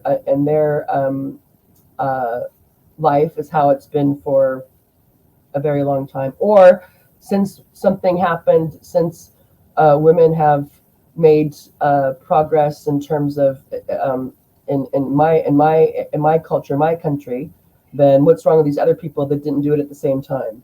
Right. It's kind Absolutely. of this kind of thing, Yeah. and yeah, and so And then it I goes don't back to know, but inherentness. It mhm, goes back to yeah, inherentness because they don't see that as a result of economic relations. mhm, So, for example, mhm, what are the conditions under which women in the West were able to access rights and access a better social standing?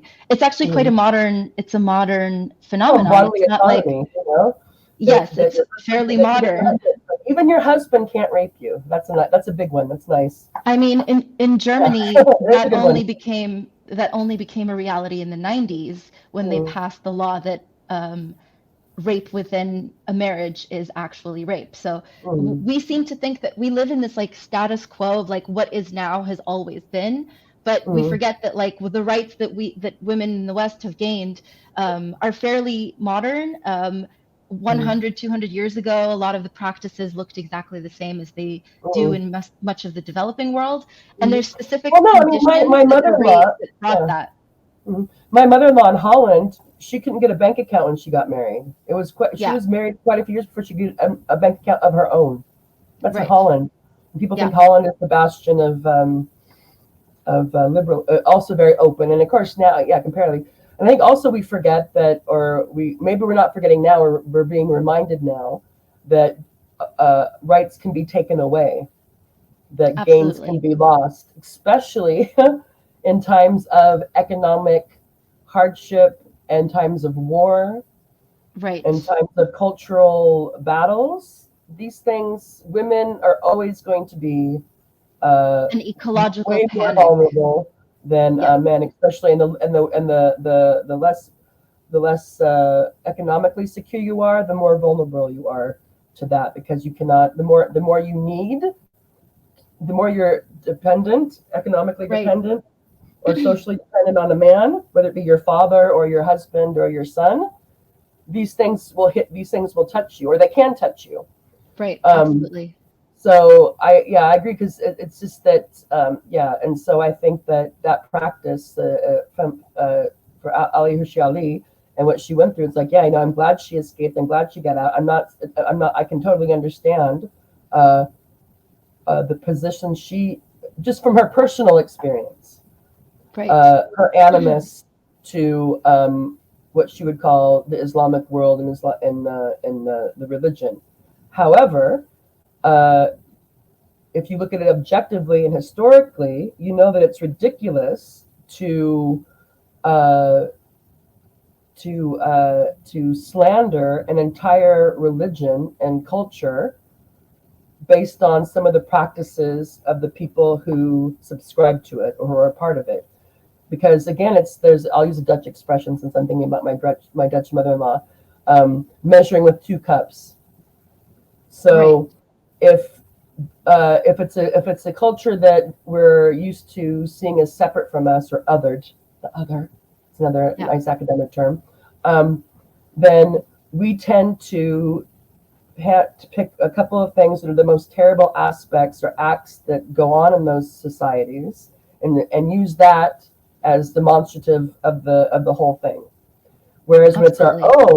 when it's our own, I'll use the We're United able to States. see nuance. Yeah, When it's we're when able it's to done, see the then they nuance. focus on the best part, yeah. So Right. Yeah. democracy and freedom and American exceptionalism Yes. and the city on the hill, and everyone wants to live here, and our Constitution, and we live, and then it's the idea that we do make mistakes, but our heart's in the right place, right? Right. So, Absolutely. like, we did make mistakes, or mistakes were made in Afghanistan, but it wasn't because our intentions weren't good. It's just bullshit, you know. And so I know, and so all the individuals that participated, like directly to participate in Afghanistan, I don't know what their intentions are, but I can guarantee that the intentions of the United States were not noble when it came to going Right. into Iraq. So, and the way that it was carried out. So, this idea that when it's our own culture, and it's probably the same thing when it's our own family, yeah. We're able So to we'll make all kinds see. of excuses. We try Yeah. to focus on the bright side or the good side, or to look at it as a book and nut. But when it's somebody else, and all of a sudden the one or two things, so it's like, so what, like, female genital mutilation, uh, Forcible marriage of young girls. they'll kill homosexuals, Yes. and suicide bombers. That's all you need to know about Right. the whole Muslim world or Arab world or the Middle East, Right. whatever you want to call it. That's all you need to know. Ergo, we should get rid of the whole thing, and they should embrace our Way of life. Yeah. way of life. Yeah. Whereas, of course, I'm saying, like, yeah, I'm totally opposed to people being arrested or, God forbid, imprisoned or killed for being homosexual. Of course, that is the case, But that is also the idea that the people, I think that that's going on everywhere is also bullshit. Right. It can happen. I'm not saying it doesn't happen. I'm not saying there aren't rules. I'm not saying there aren't laws like that and that sometimes they're enforced. But I'm just saying that people get the idea that this is like a, that every day there's a mass roundup of LGBT people, is, because obviously they're not out. It's kind of don't ask, don't tell, or in most places. Not that that can't get you in serious trouble. So yeah, I'm against that. I'd also be, so anybody in those cultures that was trying to undo that, to push for homosexuality to be decriminalized, I'd be in total support for that. Also, anybody within those spaces that's trying to push for women's rights, I'd be for that. But that's different than taking the issues there that we find the most objectionable and that are highlighted in the media and then by the governments who are trying to get us to go along with increased military aggression and violence, whereas on our side we're angels. Yeah, I mean, it's just like the scales are limited. So again, measuring with two cups, and I think that part of that's just human nature. That of course you're going to have more appreciation and more of a much more nuanced understanding, or I guess benefit of the doubt of your own groups and your own history and your own country than you will vis-a-vis others. But in times like this, you really just see just the tropes. There's these three tropes that come out, and that's when they try to paint, Islamic society, which of course has differences as well. I don't have to tell you this, but there it's like one big blob, and there's no differences between the 2 million people who say they're who are I think it's 2 million. Is that the last stats? There's 2 million Muslims. Is that, I don't know, give or take 2 billion. Yeah, like who say they are. I don't know if they count you in that because you're an ex-Muslim, but I would be counted in that by Westerners and by people within the Muslim community. So, once a Muslim, always a Muslim, Azade. Yeah, that must be it. Although people don't assume I'm Christian, interesting enough, they do. They in some countries they do. And if I'm in a country that's very religious, they find it so hard to believe when someone asks me what religion I am and I say I don't have one. They're like, what? They're like that can't even be an answer. You have to be one.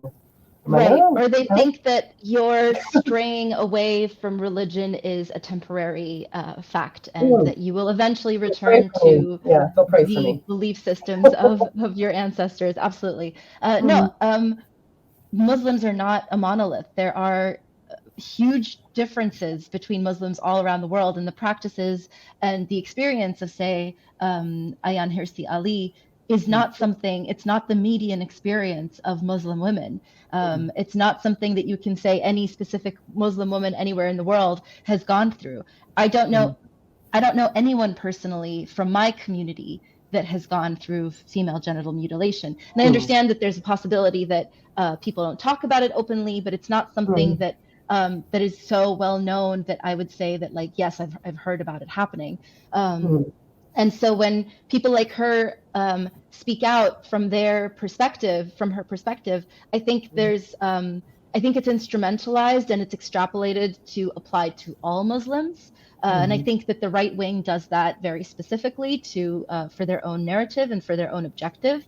But that's not the reality. And I think that. So I would just want to pause here for a second. That the progressives and lefts do it well, because what I've heard quite a bit, just to bring in what's happened since October 7th, and when I was trying to share, because given my 2 years in Gaza and also the fact that I've been studying this conflict, God, how many years now? 22 years? Yeah, 22 years, been keeping tabs on it, trying to combat this narrative that was like that this just started on October 7th, and trying to be like, okay, let's put this in context. It's important. Basically, my first thing was like, let's put, it's important, at least my point of view, my motivation was to put it in context, to try to encourage people to remember to put what happened in October 7th in context, and also to remind people that Israel lies all the time. Right. Big lies, small lies, big lies, and it's lies. proven like just will lie when it comes to this issue. When it comes to the Palestinian issue, we'll just say it's an issue to keep it neutral language. Right. They lie and lie and lie. They lie to themselves, lie to others, lie, lie, lie, lie, lie. And oftentimes the U.S. government will repeat their lies. And now I'm seeing that the U.K. government will also repeat their lies. And the lies, and also just unverified information. So anything that their contact in Netanyahu's regime tells them, they will come out and tell you as if it's just given. It's fact. Right. There's no whatever. And then later on, when like 80% of this stuff or 75% of this stuff turns out to be bullshit, that doesn't get any. Maybe it's mentioned, maybe, but usually what happens. They bank on the fact that you've forgotten. Yeah. The best thing you can hope for usually is they'll just stop saying it. So they're not going to say that there's no evidence that these 41 these babies were decapitated. There's no evidence of that. No substantiated evidence of that. They'll just stop saying it so much. They'll just stop. It'll just go off into the distance. And people, and there's no, because there's no cost. There's no price. There's no pushback within the establishment. There's pushback on the street. There's pushback on social media on this, and some alternative media like the Gray Zone. Right. Electronic Intifada is, I think it's mainly it's people in I think probably in the West Bank mainly, and also connects in Gaza that have been reporting on what's going on in Gaza and the West Bank and Israel apartheid occupation for 20 some years now maybe. Electronic Intifada. I'll put this in the link and I'll put this in a comment below this live stream post in my Twitter afterwards. Electronic Intifada, the Gray Zone. Also, Scott Ritter has been good on this. The mother of all talk shows, what's that guy's name? George Galloway. He also has been, he's also very well versed on this issue, has been to the West Bank, was in South Africa during apartheid, has been trying to keep as best he can what's going on in Israel and Palestine in the news. But there's people, there are sources, there's our voices, and we know there's a whole slew of books written on this by Palestinians, by Israelis, by Jewish people, by people who look like me. There's lots of books who've been trying to document for the historical record what's been going on in Israel vis-a-vis the Palestinian problem. Right. The native population since 1970 since 1917 and in earnest since 1948 or 1947. There are people also who've been trying to go back in the history, going back before, kind of like. So anyway, there's a lot of people. There's a lot of stuff on this that you would if you only knew what you saw on the mainstream media news channels and the newspapers and from the state, you would have zero idea that it exists. Right.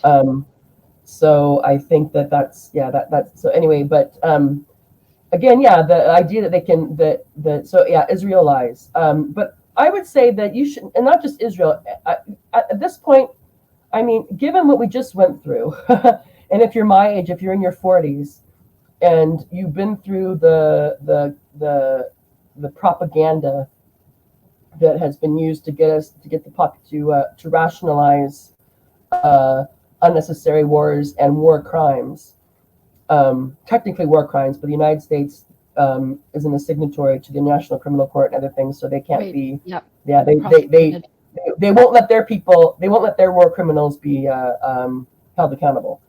But they also block countries like Iraq from joining the ICC, because if Iraq joins, then under its territorial jurisdiction, crimes committed by Americans against Iraqis could be prosecuted. So they not only don't join themselves, they stop other countries from joining in order to protect their own war crimes from coming to the forefront. Yeah, if you get to make the rules and break the rules of your rules-based order, that's a good position to be in. So, and they do. So when you hear about the rules-based order that's so important, you have to think to yourself, well, who makes these rules and who decides how they can be broken? So if you can, if you so the powerful can do what they want. So it's like the basically laws like that Any law that protects the powerful, the weak against the powerful, yeah, those are for the weak people. If the powerful don't need to follow the laws, they can change the laws and they can rationalize the subversion of the laws Right. retroactively or as they go. And And they can in the moment, create rhetoric. yeah, They could create historically, the type of yeah, rhetoric that categorizes certain groups as not worthy or not mm, trustworthy in yeah, order to dismiss the things that they have to say. yeah, yeah. So these are the people who we always assume are telling the truth, and these are the people, or we always assume are lying. Yeah. I Yeah, mean, and absolutely. so, but just from my own point of view, it's like I can't imagine. And I assume that if I'm watching CNN, which I don't anymore, I have only if I'm like in the airport or something, or in like getting my teeth cleaned, and they have it on the TV that you're looking at. Um, but let's say whenever I'm watching any whatever you want to call it, mainstream corporate legacy media, I assume that it's bullshit. Now, it doesn't mean doesn't mean there's no truth to it, because propaganda, good propaganda or good spin has truthful components. But again, like you mentioned, Absolutely. story they're that they utilize that they're putting these factoids in. That's the thing. It's the plot line, it's the story they're trying to, like, this is how you should understand this. Right. It's And so what facts to yeah. omit that bolster their narrative. It's like Mhm. having a page, if you think of like a regression, like in statistics, there's lots of different points on the page, but you eliminate all the points that don't fall in the line that you're trying to draw. Yeah, yeah, that's a good analogy. Thank you for that. Um, yeah, and so I just assume it's like they have an agenda, and especially if you just look at the news now, it's people that aren't really journalists; they're just good on TV, so they don't Exactly. really, so they're Yeah. not. It's like they're delving into some. It's not. It's. I used to have this idea, and I think this used to be the case, maybe at least in print journalism. I don't know how much. I don't know what it was on TV, but that if something came in, so like let's say we'll just use the 41 baby bullshit that came in, and like, then you would think, okay, I need to see if anybody else is saying this. I have to see if there's any corroboration of this story, yeah, before I put it out there, especially knowing the situation that you're in, knowing how that type of story will fan the flames of Mhm. violence. Yeah. So you would think that you'd be like, okay, let me see. So all it is, all any story initially is just a claim. It's an Right. assertion, and I can make any assertion. I can say now that I have 5 legs, and I can make assertions Yeah. are easy to make. Disproving assertions takes time. Yeah. Right. So saying something, anybody can say anything, and they can show this picture nowadays. It can be with what we can do just on our phone to any video clip or whatever. And you don't know if they're Exactly. showing you something from 5 years ago or yesterday. You don't know what you're looking at. They're like, look at these. This is what Hamas did. And so instead of taking a pause and seeing, okay, nowadays it seems like collaboration or cooperation is just if another outlet is saying the same thing, somehow that gets taken as evidence that it's true.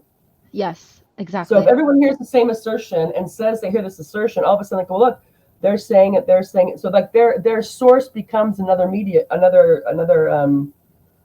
person Piece of rather than. evidence. Yeah. Yeah, yeah. And so once you hear something a certain time, especially if it fits a narrative that you've been encouraged to fit things into, then they just like, oh yeah, yeah, of course. Oh, these barbarians. Oh, it's so disgusting. Oh, the sociopaths. Oh my god. Oh my Right. god. And so I used to think that at least in print journalism, that even editors they were encouraged before they would print it, like, okay, what are your sources? What are your how so you could say like, this claim came from whatever, and it's backed up by this and that, or all we have, this is an assertion at this point. And then you have to decide, because there should be some morals and norms, are we going to publish this assertion or not? Yeah. I And think nowadays this it doesn't matter. also, Any assertion, it just comes out, it just flows and flows. And then the people who try to debunk it, I'll use the gray zone as another example, because gray zone, the electronic intifada, and some others, it takes time. So after a week or whatever it is, and they're looking into what they know. They also have people on they can access It's you already to. too late by that Yeah, time, because yeah. already people When it have comes gone out, out and repeated the yeah, claim, the original yeah, claim. And even if you show them, like, well, look, this investigation shows that that wasn't true, they're not going to go back to all of the people that they spoke to and repeated those yeah. claims to Or and tell cover them, that like, thing. oh, Yeah, yeah. yeah. I'll put I this in think the it's link. Oh, also, go I ahead. think it's Sorry. also, it's it comes out of the way that we interact with technology and media today. Mm, It seems that we have this like trade-off of like there's so much information and there's mm, so many different perspectives at the tips of our fingers mm, that we're like overwhelmed and unable to find mm, um, the true narrative in this giant pile of either faked videos or recycled videos or doctored photographs or assertion after assertion that comes out of how our technology and social media has developed and how the news cycle has now become like a 5-second news cycle. So mm, even if the same publication comes out tomorrow and says the claims that we made yesterday were untrue, it's not seen by all of the people that mm, had seen the original claim.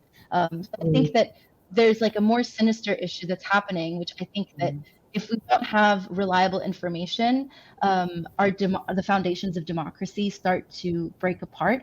And I think that the proliferation of social media as the medium through which we communicate political information contributes to that, because we're so overwhelmed with all of the mm, different types of news that come out and mm, unable to verify them ourselves. And we don't have institutions that we can fully trust to mm. do that for us. Yeah. That we're going to Even partially basically trust lose anymore. My democracy. God. Yes, absolutely. That we, The trust I is think low. that it poses a huge danger to democracy if we're unable to, if we all live in these parallel worlds of each one Mm. has their own algorithm. No, what I would say is that on that, even if they to quite right, if it's already been broadcast everywhere as propaganda, so I'll just use the baby thing, um, or no, I'll use a different one. Oh, the this massacre. I Shirin don't know if Abu it was, Akleh, for example. yeah. So yeah. Um, or which is, I'll just use a different example because the Gray's Max Blumenthal just came out with this on the Gray's Son, I think 2 days ago. Basically, with reporting about how many of the people who died on October 7th were killed by Israelis rather than Hamas. Right. Um, Now, a lot of people were killed by Hamas. I don't want to, Yes. but basically their story. So when they talked about when all this stuff was going on about these people were showing all these like really badly burnt uh, bodies and cars, and so there was the kibbutz, and there was the kibbutz massacre, and there was the rave, the music Right. festival thing, Yes. and they're basically saying that I guess, and again, they're also counting on the people who push this line that Israel's the light and the Palestinians are the Darkness. Yeah. are the children the dark. God, literal quote by Netanyahu, by the way. However, who's kind of grisly to go in and look like, okay, well, is that the fact to kind of, but when when you have a situation like this, you have to do it. So basically what they were saying is they were going, okay, we know what weapons Hamas fighters had. They had light weapons. They had guns, they have guns, and maybe they have like some grenades or something, or like I don't know, Molotov cocktails or Right. whatever they're able to do. We do not have Hellfire missiles. They cannot. So people were looking at the just what was being released by Israel, saying this is what Hamas did, and they're saying, well, how could Hamas saying like these bodies or these cars look like they've been missiled by an Apache helicopter. That's what this Right. looks like. This doesn't look like what would happen if a car was just set fire to, and it's not what would happen if they put one of their whatever the grenade or the Molotov cocktail thing that they have, and certainly wouldn't happen with the gun. So they're not disputing the fact that a lot of people were killed by the Hamas fighters that day. What they're saying is that there's more and more evidence coming in, and this story that the Electronic Intifada and Max Blumenthal is putting is based almost entirely on Israeli accounts. So Right. people have been listening to Israeli radio and various things, the things that are in Hebrew, and other things that are people that have contacts there, because not everyone in Israel is supports what Netanyahu's regime is doing. There are people who there are a lot of people do, but there's also a sizable minority Resistance, yeah. that doesn't. So the baby basically be able to say that a lot of the people who died, who were killed on October 7th, were killed by Israelis. So not like, and whether or not it was intentional, like not that they wanted to kill them, but this idea that we want to kill Hamas and we want to kill the hostages. We don't want them to have these hostages. So it's too bad, but we're just going to like totally wipe out this area with things. Or friendly fire. So as you can imagine, if you're at a kibbutz, you're at this music festival that, as far as I know, is technically on an illegal settlement. The people there do have weapons. Yeah, most Israelis have weapons, and also a lot of Israelis are in the military. There's mandatory conscription, and then afterwards there's reservists, and there's police officers, and also there's just a lot of people who have weapons. So that a lot of these people could have been killed by friendly fire. It doesn't mean that the impetus for this death wasn't the Hamas incursion into Israel. I mean, nobody disputes that. But just these types of stories, because they're trying to show how ravenous and crazy Hamas was. And they're trying to say, okay, an atrocity did occur, but what Israel is doing is trying to like make it, all the way up here, that they not only did this, but they went back and, did all these crazy things to the bodies and burnt everything to the ground. And the people who know what they're looking at or know what to look for are looking at the pictures and doing a forensic analysis. And saying this is not. This is like a missile. Narrative. This looks like these cars in this facility looks like it was hit by a missile from an Apache helicopter. Does not look like it came from a Molotov cocktail or a grenade that Hamas fighter would have had. Right. They had light arms. That's all they do have. They have their guns. They have the rockets that they make, and they probably have some Molotov cocktails or grenades. I don't know what they get. Right. But they don't have the stuff that we think is happening.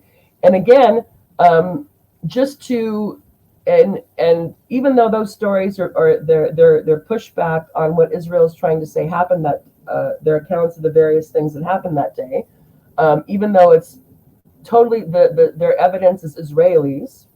Right, it's Israelis who come out and said this. Yeah.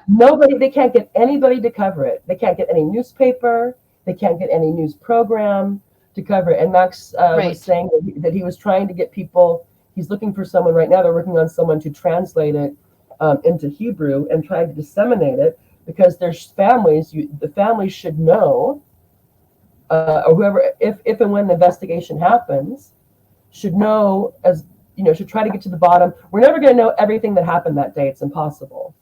But absolutely, for those who are interested in trying to develop as accurate of an account as possible, this would be known. And you would think that even informally, I'm sure Israel would do it, because they would want to know what happened that day. Because even if it's true that Netanyahu let it happen because he wanted a pretense to clear out Gaza, which I have no problem believing that could be the case. Right.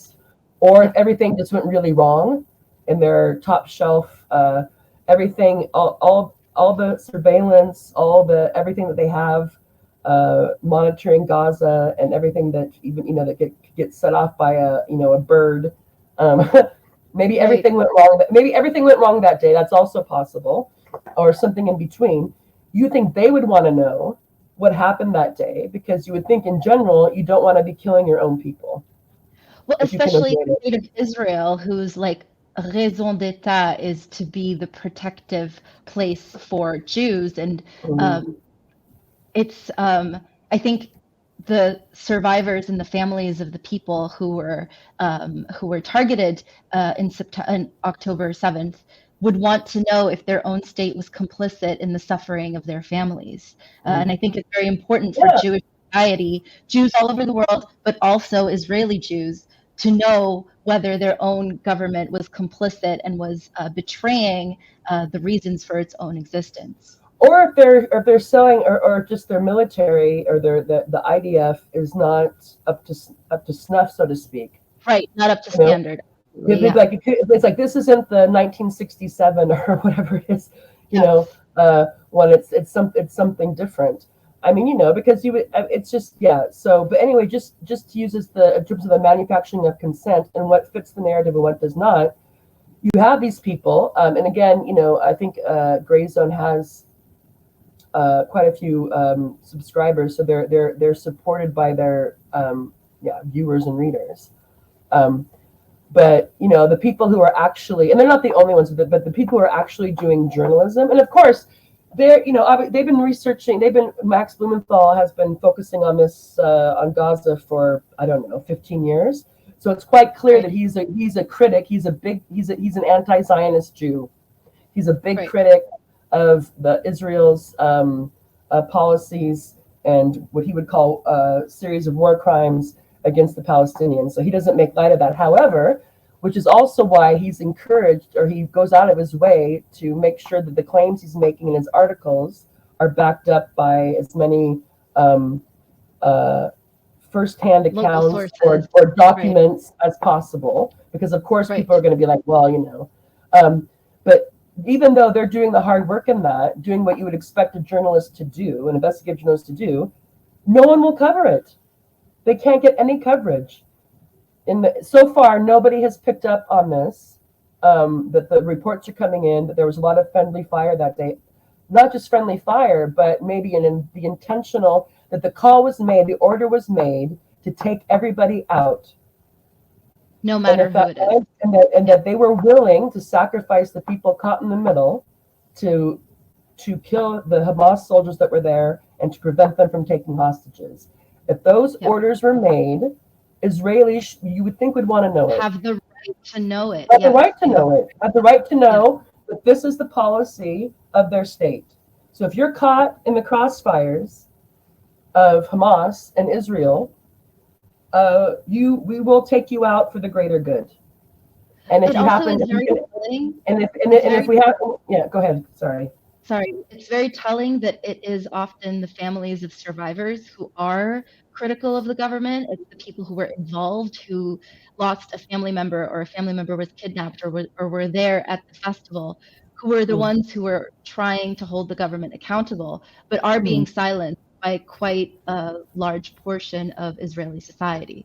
No, yeah, I mean, this is the thing that we tend to forget. I think when we talk about this is the effect of 24/7 media, is that we forget that things take time to come out. Right. That it takes, especially when you have like the hostilities going on, which is another reason why a ceasefire would be nice, and maybe it's another reason why certain people don't want a ceasefire, is to have get some bearings and start to figure out, okay, what's going on here, what's happening, what literally happened here, and to then, of course, the historical thing is that's available for anybody who wants to find out about it. But what happened leading up to October 7th, just militarily, or the intelligence failures, you think they would want to know. I'm sure they do. They just don't want it to be public. Right. But yeah, things take time. The fog of war and all this, things take time to find out. And of course, every side. I would never believe anything that comes out of Hamas. I would never take that at face value either. Everything they say is true. Everything a Palestinian says is true. It's like, well, no. If you have to, we all have our background knowledge and our reasoning skills, and so if something, and we also know what tends to who we tend to be sympathetic for, and we have that switch on, we can be like, okay, does this seem something, or does this just seem like an assertion that someone's saying this because they want to believe it, or because it fits the story that they have? Or does this seem like legitimate? So it's right. And I'm seeing a lot. Yeah. I'm seeing a lot of people in online spaces say that any footage or any content that comes out of Gaza is engineered and tailor-made by Hamas, even though there's quite a few local-based journalists that are doing a lot of work and that are constantly posting whenever there's enough internet access for them to get these images out. Yeah. It's really crazy to see that, like, this specific one journalist, she's just posting what Hamas allows her. It's like a complete misunderstanding of, like, to what extent control how people are controlled by Hamas, or to what extent Hamas controls even an individual person. It's Yeah. really astounding. Well, and the thing is, they just sound ridiculous at this point. To my point, it's like only a motivated liar or someone who's completely, uh, on the propaganda crack pipe and swallows it whole believes any of this. It's also that it helps them. It just gives those people cover.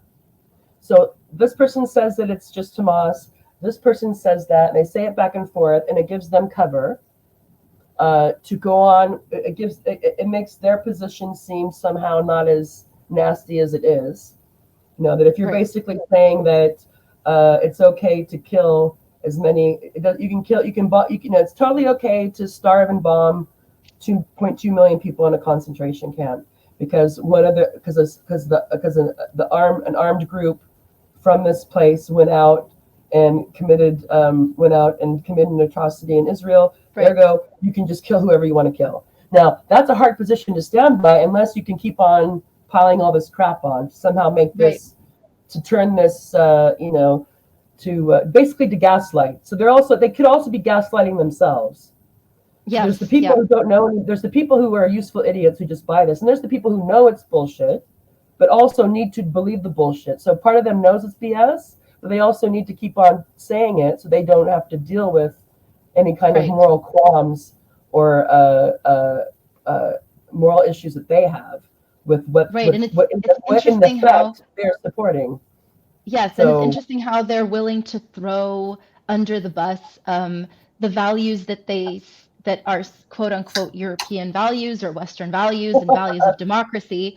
They're willing to throw those away, which I think is quite dangerous. I mean, I don't think we've ever heard. Not only are we at the point of like saying that like war crimes aren't happening because they're trying to like devalue the information that's coming out. We've also reached a position where some leaders of Western countries are saying, well, in this situation, even if there were war crimes happening, they have to happen. And the people it's happening to, it's kind of their fault that it's happening to them. So not only are we like trying to say that like, oh, this information isn't true, we're also saying that, well, if it was true, then it's okay for it to happen, which is like a new level of low for me. It's one thing to deny things happening, and it's another thing to say, well, we're not going to deny that it's happening, but we are going to say that even though this is a value of democracy, we're going to throw it under the bus. That's another new level of low for me. No, and that brings us to our. We're going to name some names now, people, or I'm going to name some names just as illustrations, and you can those who are listening can go and check their Twitter feeds and what they've been writing in various publications out of the UK since October 7th about Israel-Palestine. So in terms of how the UK, we'll focus on the UK for a moment. How, of course, the people who were staunch fighters of free speech, liberal values, so freedom of religion, freedom of speech, also all the other stuff, so freedom of mobility, life, liberty, so freedom to own property, to have a family, to have a livelihood, to be able to move around, as well as freedom of speech and protection from government tyranny. So, quote unquote, Western liberal values. In reference to feminists, some of you watching this may know the term gender critical might have some meaning to you. And basically, I don't want to get too much into the sex gender debate, but since around 2016 or whatever, all of a sudden it's like we woke up and the mantra or the everyone was telling us that trans women are women. So like literally that there's trans women and then there's what they call cis women, but we're both equally women. And us women were like, what? Wait now? We're fine with, at least the people that I'm familiar with in my position is that if a man wants to change his name and dress like a woman and act what he thinks a woman acts like, that's within his right to do. He should be able to do that and not be discriminated against for employment or jobs or anything like that. That's his business, and whatnot. Same thing for a woman. If there's a woman who, for whatever reason, wants to change her name and quote unquote live like a man publicly, that's also that person's business, and they should not be discriminated against. They should have the same civil rights as anybody else. However, when you say trans women or women, this becomes an issue. And also, so the mantra, speaking of thought terminating cliches, which some of these women who I'm going to mention talk about in reference to the trans debate in terms of what it means. So the rights conflict between trans rights and women's rights. So there's a lot of us who say, okay, this is an obvious rights conflict, because women's rights, if women can't exclude men, then you can't have meaningful women's rights, basically. Right. Yeah. So if you want to have women's private spaces, so public, bathrooms, changing rooms, sports teams, women's prisons, women's rape refugees, rape crisis centers. Basically, we can all imagine there's times and places where women and girls don't want men and boys to be around. Right. And if all of a sudden any man can or young man can say he's a woman, and then we're supposed to treat him as a woman, then that negates our ability to have any kind of boundaries to keep men out when we want to keep men out. So it's just an obvious rights problem.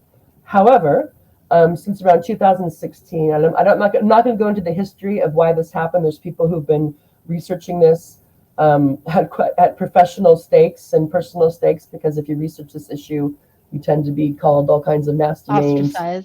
Ostracized, yeah. So if you question, if you're concerned about what the mantra trans women or women and trans rights or human rights means for women, for women's rights, and also the fact that women exist, and we're not something that can be identified in or out of, obviously, just like horses exist, and I can't identify as a horse, identify out of a horse, even if I really like horses. I'm just using a funny generalization to get the point across quickly.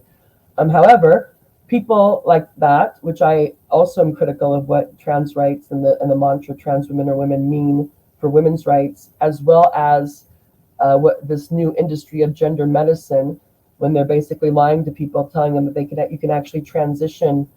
They're offering male to female transition and female to male transition, which is, of course, you can take hormones and you can cut things off your body and add things to your body, but you will never transition. You will never live. There's never been a successful sex change ever, yes. ever, yes. just ever. So you can change your secondary characteristics, and you can pay to have that done to you, oftentimes with really terrible side effects. And be on hormones your whole life if you want. I mean, that, I'm not, again, whatever. So people that had issue with that, wanted to challenge this narrative that was being presented to us, that all of a sudden there's this thing called a trans kid, and that it's their right to be able to go to a clinic and have their puberty blocked and all this stuff. I don't want to get too much into it. I'm sorry. Right. Let's focus on something. Anyway, so there were a lot of women, not a lot. So this divided feminists, and this divided women's rights campaigners. So there were the feminist women rights campaigners that started to tell us that trans women are women. So there's cis women and there's trans women. We're both equally women, and that their trans rights are human rights, and that if we were against this, we were bad feminists, we were misogynists, we were transphobic, we were homophobic, right? All this stuff, and not feminists. And not feminist, yeah. Most Idea that if you yeah. don't agree that if a man is a woman, if he says so, and that some women have penises, then you're a bad feminist. You're not a feminist. It's like, well, right. Okay. So there are those and again, this is what we call in the business TRAs, radical trans activists. These are not people who represent everybody who says they are trans, or who would say they're transsexuals, or whatever, or who identify as that. But these are the people who are the most vocal. Anyway, So this happened, and this divided feminists and women's rights campaigners. It divided the Labor Party here. Some women were pushed out because they wanted to have a discussion about what this meant. They were finding like if someone says they're trans or they're trans, that's fine, but self ID, no.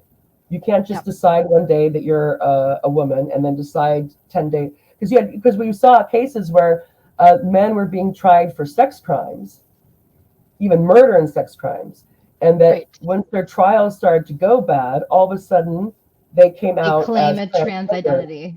Yeah, and they wanted to be, and some of them were then. So then they started to have to be called she, he, and the person they attacked, the women they attacked would be instructed by the court to call them she, and just it was crazy bullshit. So and then people would tell us that this isn't happening. It's like no, that's not happening. We're like yeah. So again, the gaslighting. So there was tremendous gaslighting. So every time something would happen, there'd be a negative consequence to pretending that men are women if they say so, whether it be in sports or in a criminal case or in people taking women-only refuges, rape crisis centers to court, or hair salons, or in some countries there were salons that only service women because they do waxing, they do intimate waxing. And then a man who identifies as trans would come in and want the woman to wax his penis and balls, and the woman would refuse, and then this man took her to court in Canada. In Canada, this has happened a couple of times. So these things would happen, and we would say, see, and people would tell us that we were making it up, that we're just being transphobic. They would gaslight. They would tell us that it wasn't happening, and then and so this would happen. And the people who wanted to, the women, and not only women, but mostly women. Feminists and women's rights campaigners who were critical of this, they were monstrated. Some of you probably know what happened to J.K. Rowling when she just made a tweet basically saying that, call yourself what you want, do what you want, but a woman getting fired for saying that sex is real, that's a no-go. And then she was monstered. She's been monstered since that time. They've been out for her. She's transphobic. She hates gay people, all this stuff. And the people are trying to get in the news to say, look, there's an issue here. There's a problem here. First of all, there's a rights conflict between trans rights and women's rights, obviously. Let's have a discussion about this. Let's talk about what self-ID actually means. Yes. Because, where is this coming from? We're a democracy. Let's have a debate about it. Let's have a discussion about it. And then also people being concerned about the gender clinics that were popping up everywhere. And it went from being a very small percentage of the population, very small, who had what they call gender dysphoria, who felt like, or would say they felt like they were in the wrong body. This went to be a very small percent of the population to like exploding. So all of a sudden you had exploding unequally between boys and girls, which is a telltale sign that it's not a natural phenomenon. Yeah. So again, yes, thank you. So for historically, there's been way more before it be called transgender, I'll just say transsexual because that name has more it's more empirically robust. Was far and away the majority of transsexuals were men. So there were men who wanted to quote unquote transition to female. They wanted to start living as a woman. That would be the story you would hear. They'd say like, I've always felt like I was a woman trapped in a man's body, and I want to start living like a woman. So they would start doing that. It was far and away a male phenomena. But now you have girls, especially young girls, teenage girls, saying they want to be boys, and they want to go on hormone blockers or puberty blockers, or want to go on cross-sex hormones because they're saying they're coming out as trans. They want to be boys and want to have their breasts cut off and all kinds of things. And so there are those of us who are saying, this is weird. This is not a natural, like you said.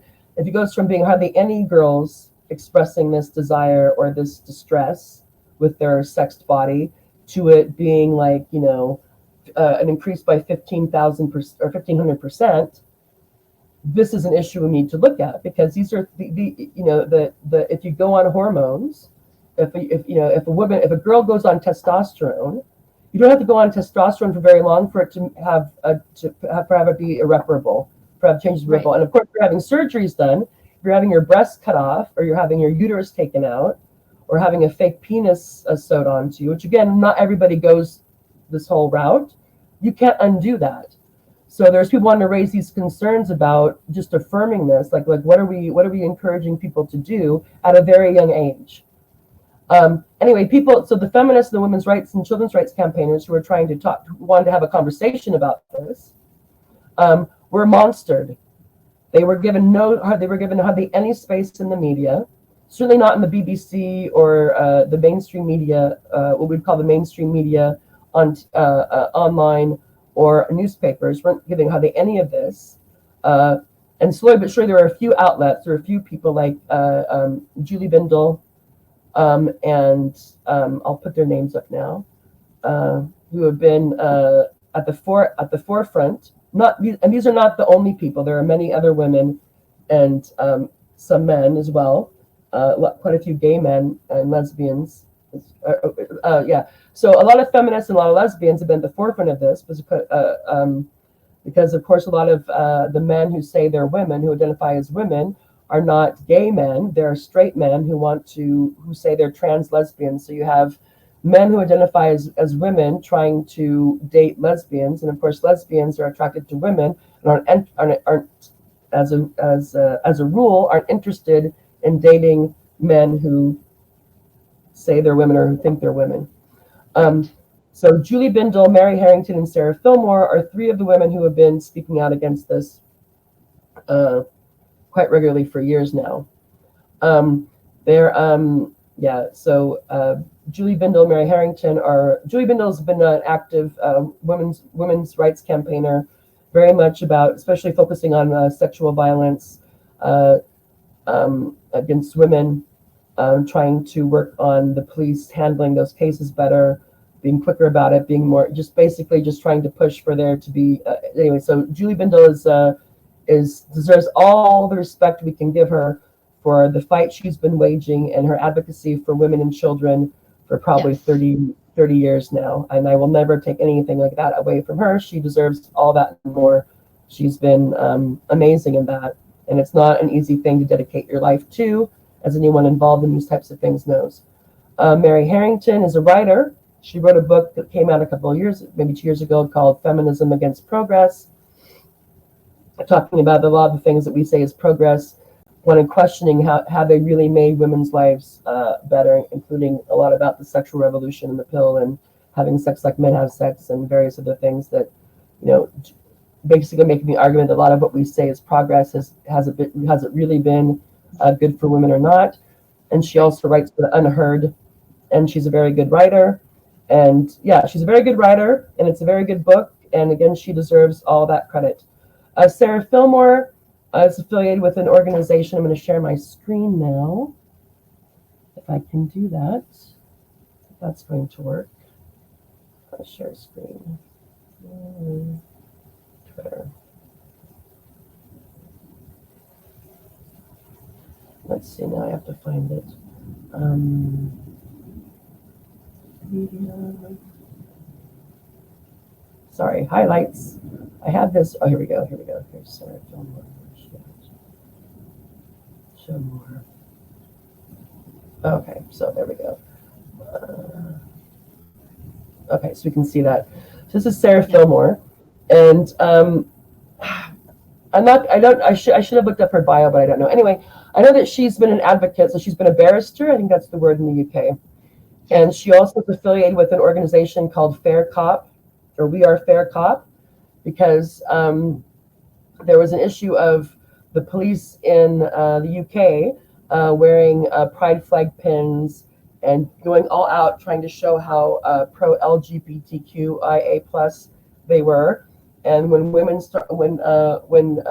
women started to organize to oppose gender self-ID and to talk about women's rights and what in general, and also why gender ID was negative, was anti-women's rights. A lot of times there'd be protesters who would come out and they would shout at them and call them transphobes and say TERFs go home. So TERF is a trans exclusionary radical feminist. They would shout at them and say things like, suck my girl dick and go home turf and kill the turf, and they anyway. So these women, people trying to raise public awareness about the rights conflict between trans rights and trans rights and women's rights, and also to raise awareness about what was going on in these so-called gender clinics, namely the Tavistock, but there are others in the UK. They would literally be kettled, they'd be harassed, they'd be shouted down by what came to be called TRAs, radical trans activists. And for a long time, the police just kind of let it happen. And the police, it was quite clear the police were being biased. The police would also go to these women's homes and ask them about their quote unquote transphobic tweets or transphobic hate speech stickers like woman is a human adult female. This was considered to be, by some, would warrant a visit to somebody's house, to people's houses by the police, because they were turned in. So anyway, Sarah Fillmore and others, I don't think she was the founding member, but she's affiliated with this organization called, let's see, I'm gonna have to spin it. It's called, We Are a Fair Cop. So if you can see here, We Are a Fair Cop. So this is a warning. Let this be a warning to officers labeling gender critical groups Nazis and terrorists. We will be relentless in removing you from office. And so, which is quite right. That the point is, and this guy here is an I think he's a retired police officer, I want to say, and quite right. So their whole point is like the police should not be political. That if there's a rally or if there's a whatever, the police are there to protect all citizens. Oh yeah. So it's like, yes. So that and they not should have an ideological bias in the work that they're doing, which is an issue that's coming up in many Western countries, that they're taking an ideological bias in policing, in with respect to rights of free speech, and all of that needs to be very fairly called out by all three of these women who are doing amazing work on the front that they're doing. I mean, this is gender. Yeah. And I really want to, So, and I'm like, we are a fair cop, because they've been saying like, this is crazy, like, like, and they're people getting registered for non-criminal hate crimes. So it's not really a crime, but they're registered somewhere that they said something like outrageous, like women can't have penises, or sex is real, or women is an adult human female, a man is an adult human male. That this would count as hate speech. Yeah. Because it's because you're upsetting trans people would be what the radical and again, most people are pretty convinced that the most vocal radical trans activists are themselves not transsexual, but it's their cause. It's their cause, and a lot of us think that it gives them that some people obviously believe it. They really believe that this is the most oppressed, put upon.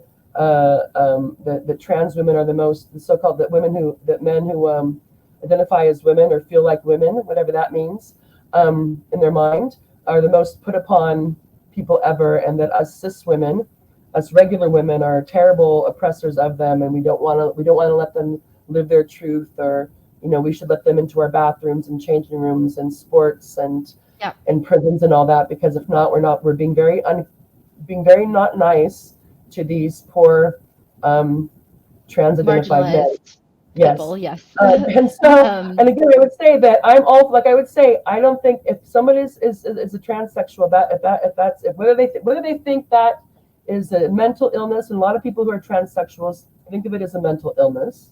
They realize that they're not actually the opposite sex, but they have this desire, this deep need to live like they are that. Right.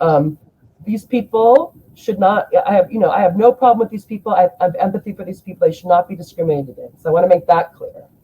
But it's the self-ideas of this idea that anybody at any time can decide that they're a man or a woman. That choosing whether you're a man or a woman, and telling kids that it's a choice, that being a girl or a boy is a choice.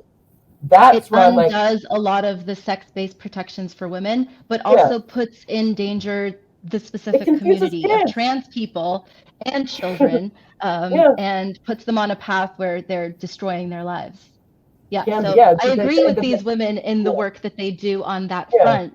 And these women have all been ostracized and labeled, and the labeling them as either TERFs or either conservative non-feminists has Oh yeah, right has wing. been The right right wingers. wing, Yeah, they're yes, all right right wing. wing fake Yeah. feminists, has been a way to shut them Yeah, to down, silence to them. Mm-hmm. cancel them, to silence them. And I Mm-hmm. think that they should be the first to notice when labeling and silencing happens to other communities. And I think Yes. that they should be a little bit more intellectually honest, and understand the limits of their own knowledge. And as they ask women who have now accepted gender ideology to do a little bit more research and see that these things that they say are not happening are truly happening, I think that they Mm-hmm. should take their own advice and examine what they know about the Israeli-Palestinian conflict, not just from October 7th onwards, but the totality of what's been happening. And I think that they should stop replicating those same things that they that they've been accused of, and do that to Yeah. Palestinians. I also think it's Yeah. really interesting that whenever they do talk about gender ideology, they very often bring up Muslim women as Mm-hmm. as like a topic that supports their argument, which is true. Yeah. The rights of religious women are particularly fraught Yes. when we're confronted with gender ideology. So I think it's really interesting that when it is useful for them, they'll talk about Muslim women and talk about the need to protect Muslim women and Jewish women's religious rights, Mm-hmm. but are not willing to properly understand what happens in those communities when it comes to things like the Israeli-Palestinian conflict. So I think that they should be a little bit more intellectually honest with themselves. I think they should realize the limitations of what they know about the world and do a little Yeah. bit more research as they tell other people to do. Mm-hmm. And yeah, I think it's kind of it's outrageous to hear them labeling people as terrorist sympathizers, for supporting Palestinian civilians and supporting women and children in Palestine that are being bombarded to death as we speak. I don't even know how many have died since the beginning of our discussion, but to Yeah. not talk about those people and not recognize their pain as women and as children is just not just intellectually dishonest. It's really quite awful. Also, feminists have always been at the forefront of criticizing nationalism, in terms of what the effects it has on women and children and ideologies of nationalism, and to not turn around and do that to Zionism, which is an extremely nationalist ideology. You're It's just not racist to doing the your job core. I mean, it's correctly. racist to the Yeah, core. yeah. It's just You're like, just not doing your job well. I was surprised because just to interject there, because I knew that Zionism was like, okay, my first thing, but before I delved into this, when I knew I was going to go to Gaza in 2002, I started looking at this. I'm like, okay, so I'm like, okay, that's the idea that this is like about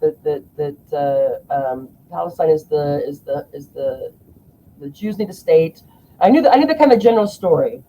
And I had this kind of thing, like, obviously I knew about World War II, and I associate, and I had this idea, like, okay, now I make, that, so they created a state after World War II because of all the bad things that happened, blah, blah, blah. And then I learned a bit more that Zionism was actually, around since the I guess, maybe, I don't know how long, but in earnest, like modern Zionism was in the 1800s when it started.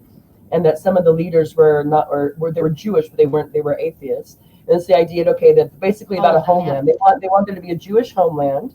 And the idea that came of the Jews are entitled to this particular space because of historical reasons and the Bible and all this stuff, and that so that was all about, it was all about creating this Jewish ethno-state. And then of course it doesn't take so long to think about, okay, what does a Jewish ethno-state require? It requires that the vast majority of the population are Jewish. Okay. Right. So by again, of government, of the government. Yeah, and then Ilan Pappé has said he's a, and I always want to say he's an Israeli historian. He has British citizenship now. I think I can't remember what university he's at, Exeter or Sussex, I don't know. Yes, Exeter. Okay. So Ilan Pappé has written lots of books on on Israel-Palestine, and he has this book. I think it's I don't know if it's I don't know if it's the ethnic cleansing of Palestine or Palestinians, Yes. or if it's the 10 myths of, or if it's in his 10 myths of Israel book. But he has this quote where he says that the goal of Zionism is the Zionists want as much of Palestine as possible with as few Palestinians as possible. Yes. That's what he says. And it's like the Zionism as a ideology rests on the annihilation of the native Palestinian. Yeah. And if you look at what's gone on since this project started, and keep land focused on it. They want as much land as possible with as few Palestinians, with as few non-Jewish people as possible. Yeah? Yeah. And if you keep that in the forefront, then you have something that you can bring in a totality around. Not that everything fits perfectly together, but things start to make more sense. Yeah. Also, what the existence of Hamas makes sense. You don't have to agree with what they do, but their existence makes sense if you look at it within this Zionist project about as much of Palestine land as possible with as few Palestinians as possible. on it. Yeah. That is Zionism. That is the Zionist project.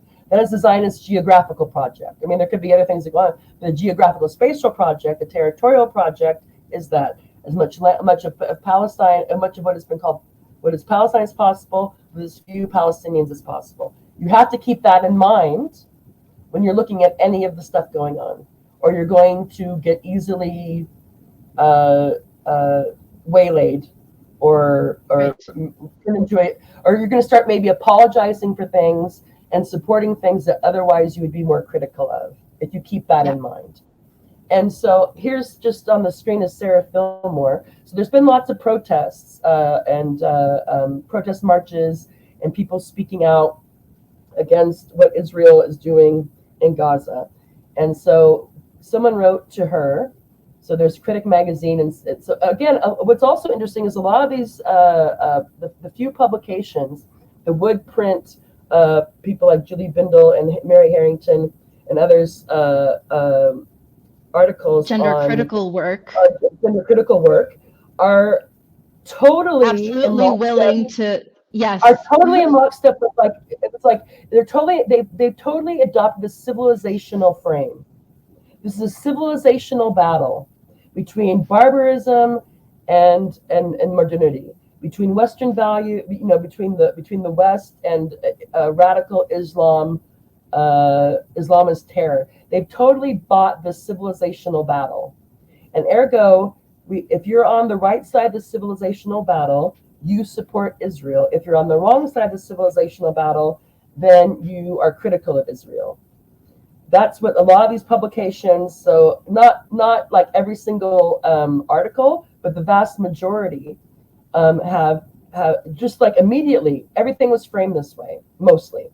So this person is saying, people seem very adept at not seeing things, for example, ethnic cleansing of Palestinians, genocide of the hapless residents.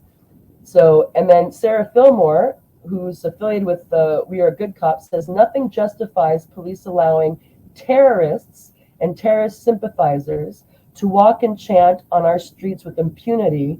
Nothing. Now,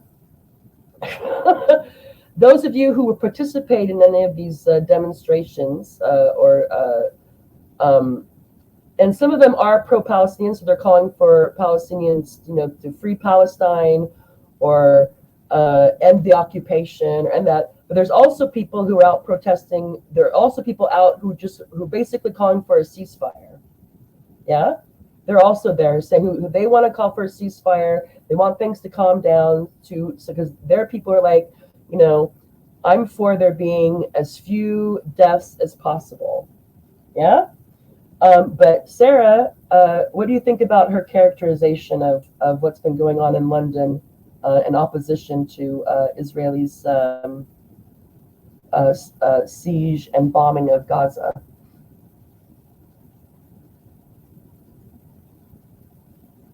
Are you there? Can you hear me? No? I don't know if Azade can hear me. Can you hear me? Hello?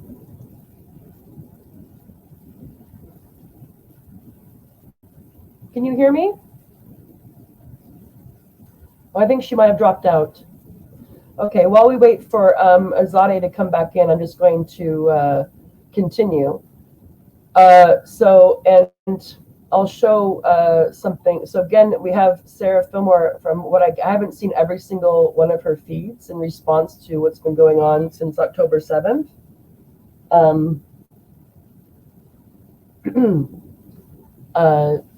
In terms of those who are advocating for whether it be free Palestine or end the occupation or end the blockade or end the apartheid, or those who are also just out on the street or online.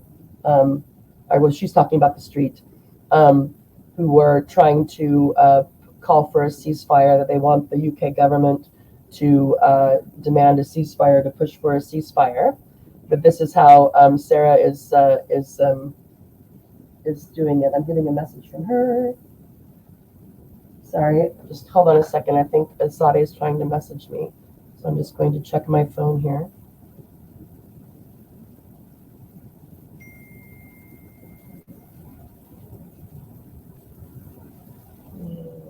Sorry, I'm just going to check my phone.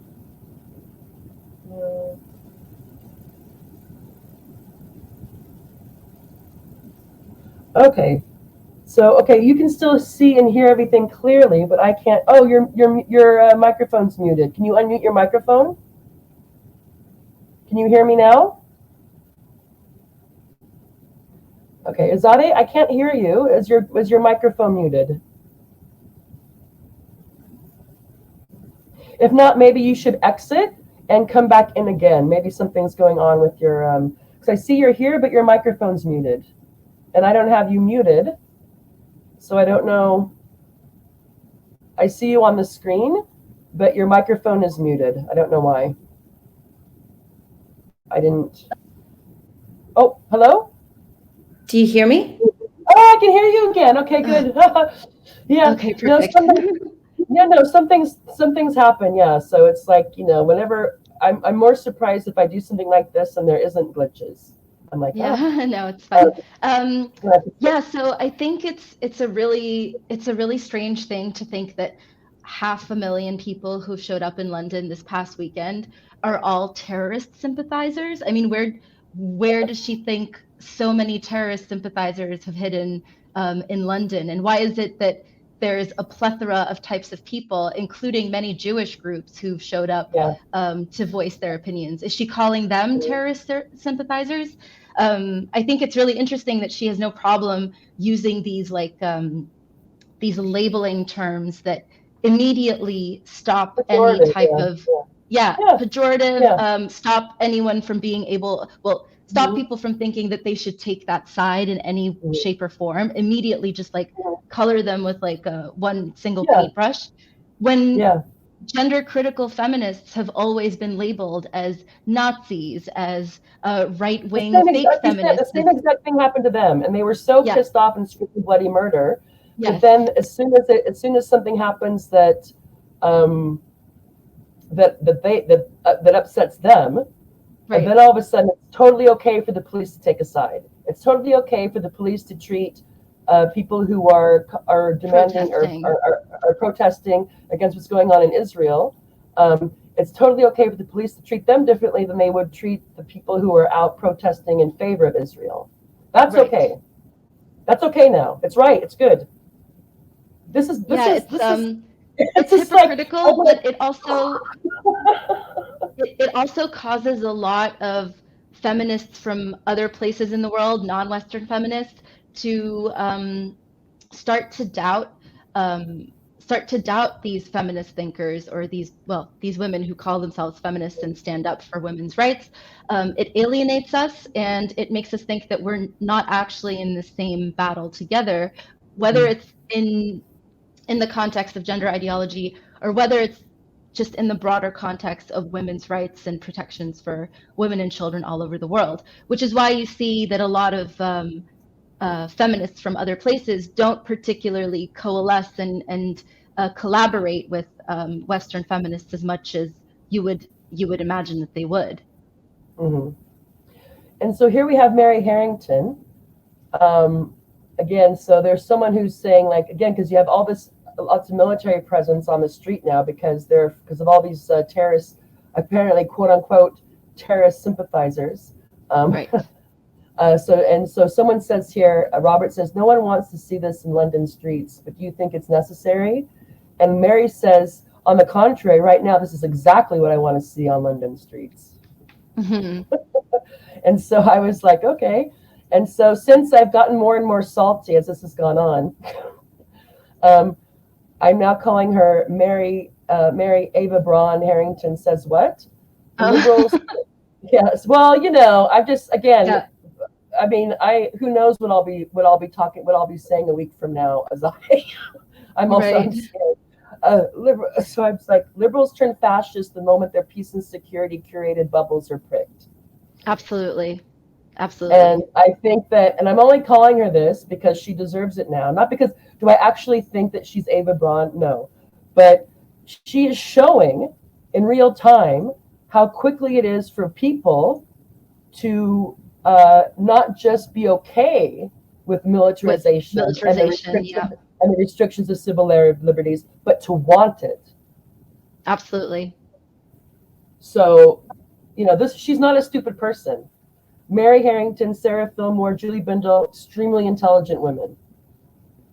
But yet, there's a limit to what they know about the world, and they can do all the work that they do on the gender critical front, but I don't take anything that they say seriously when it comes to anything else in the world if they don't listen to people from those places and go a little bit beyond the surface to examine what's happening in other places of the world.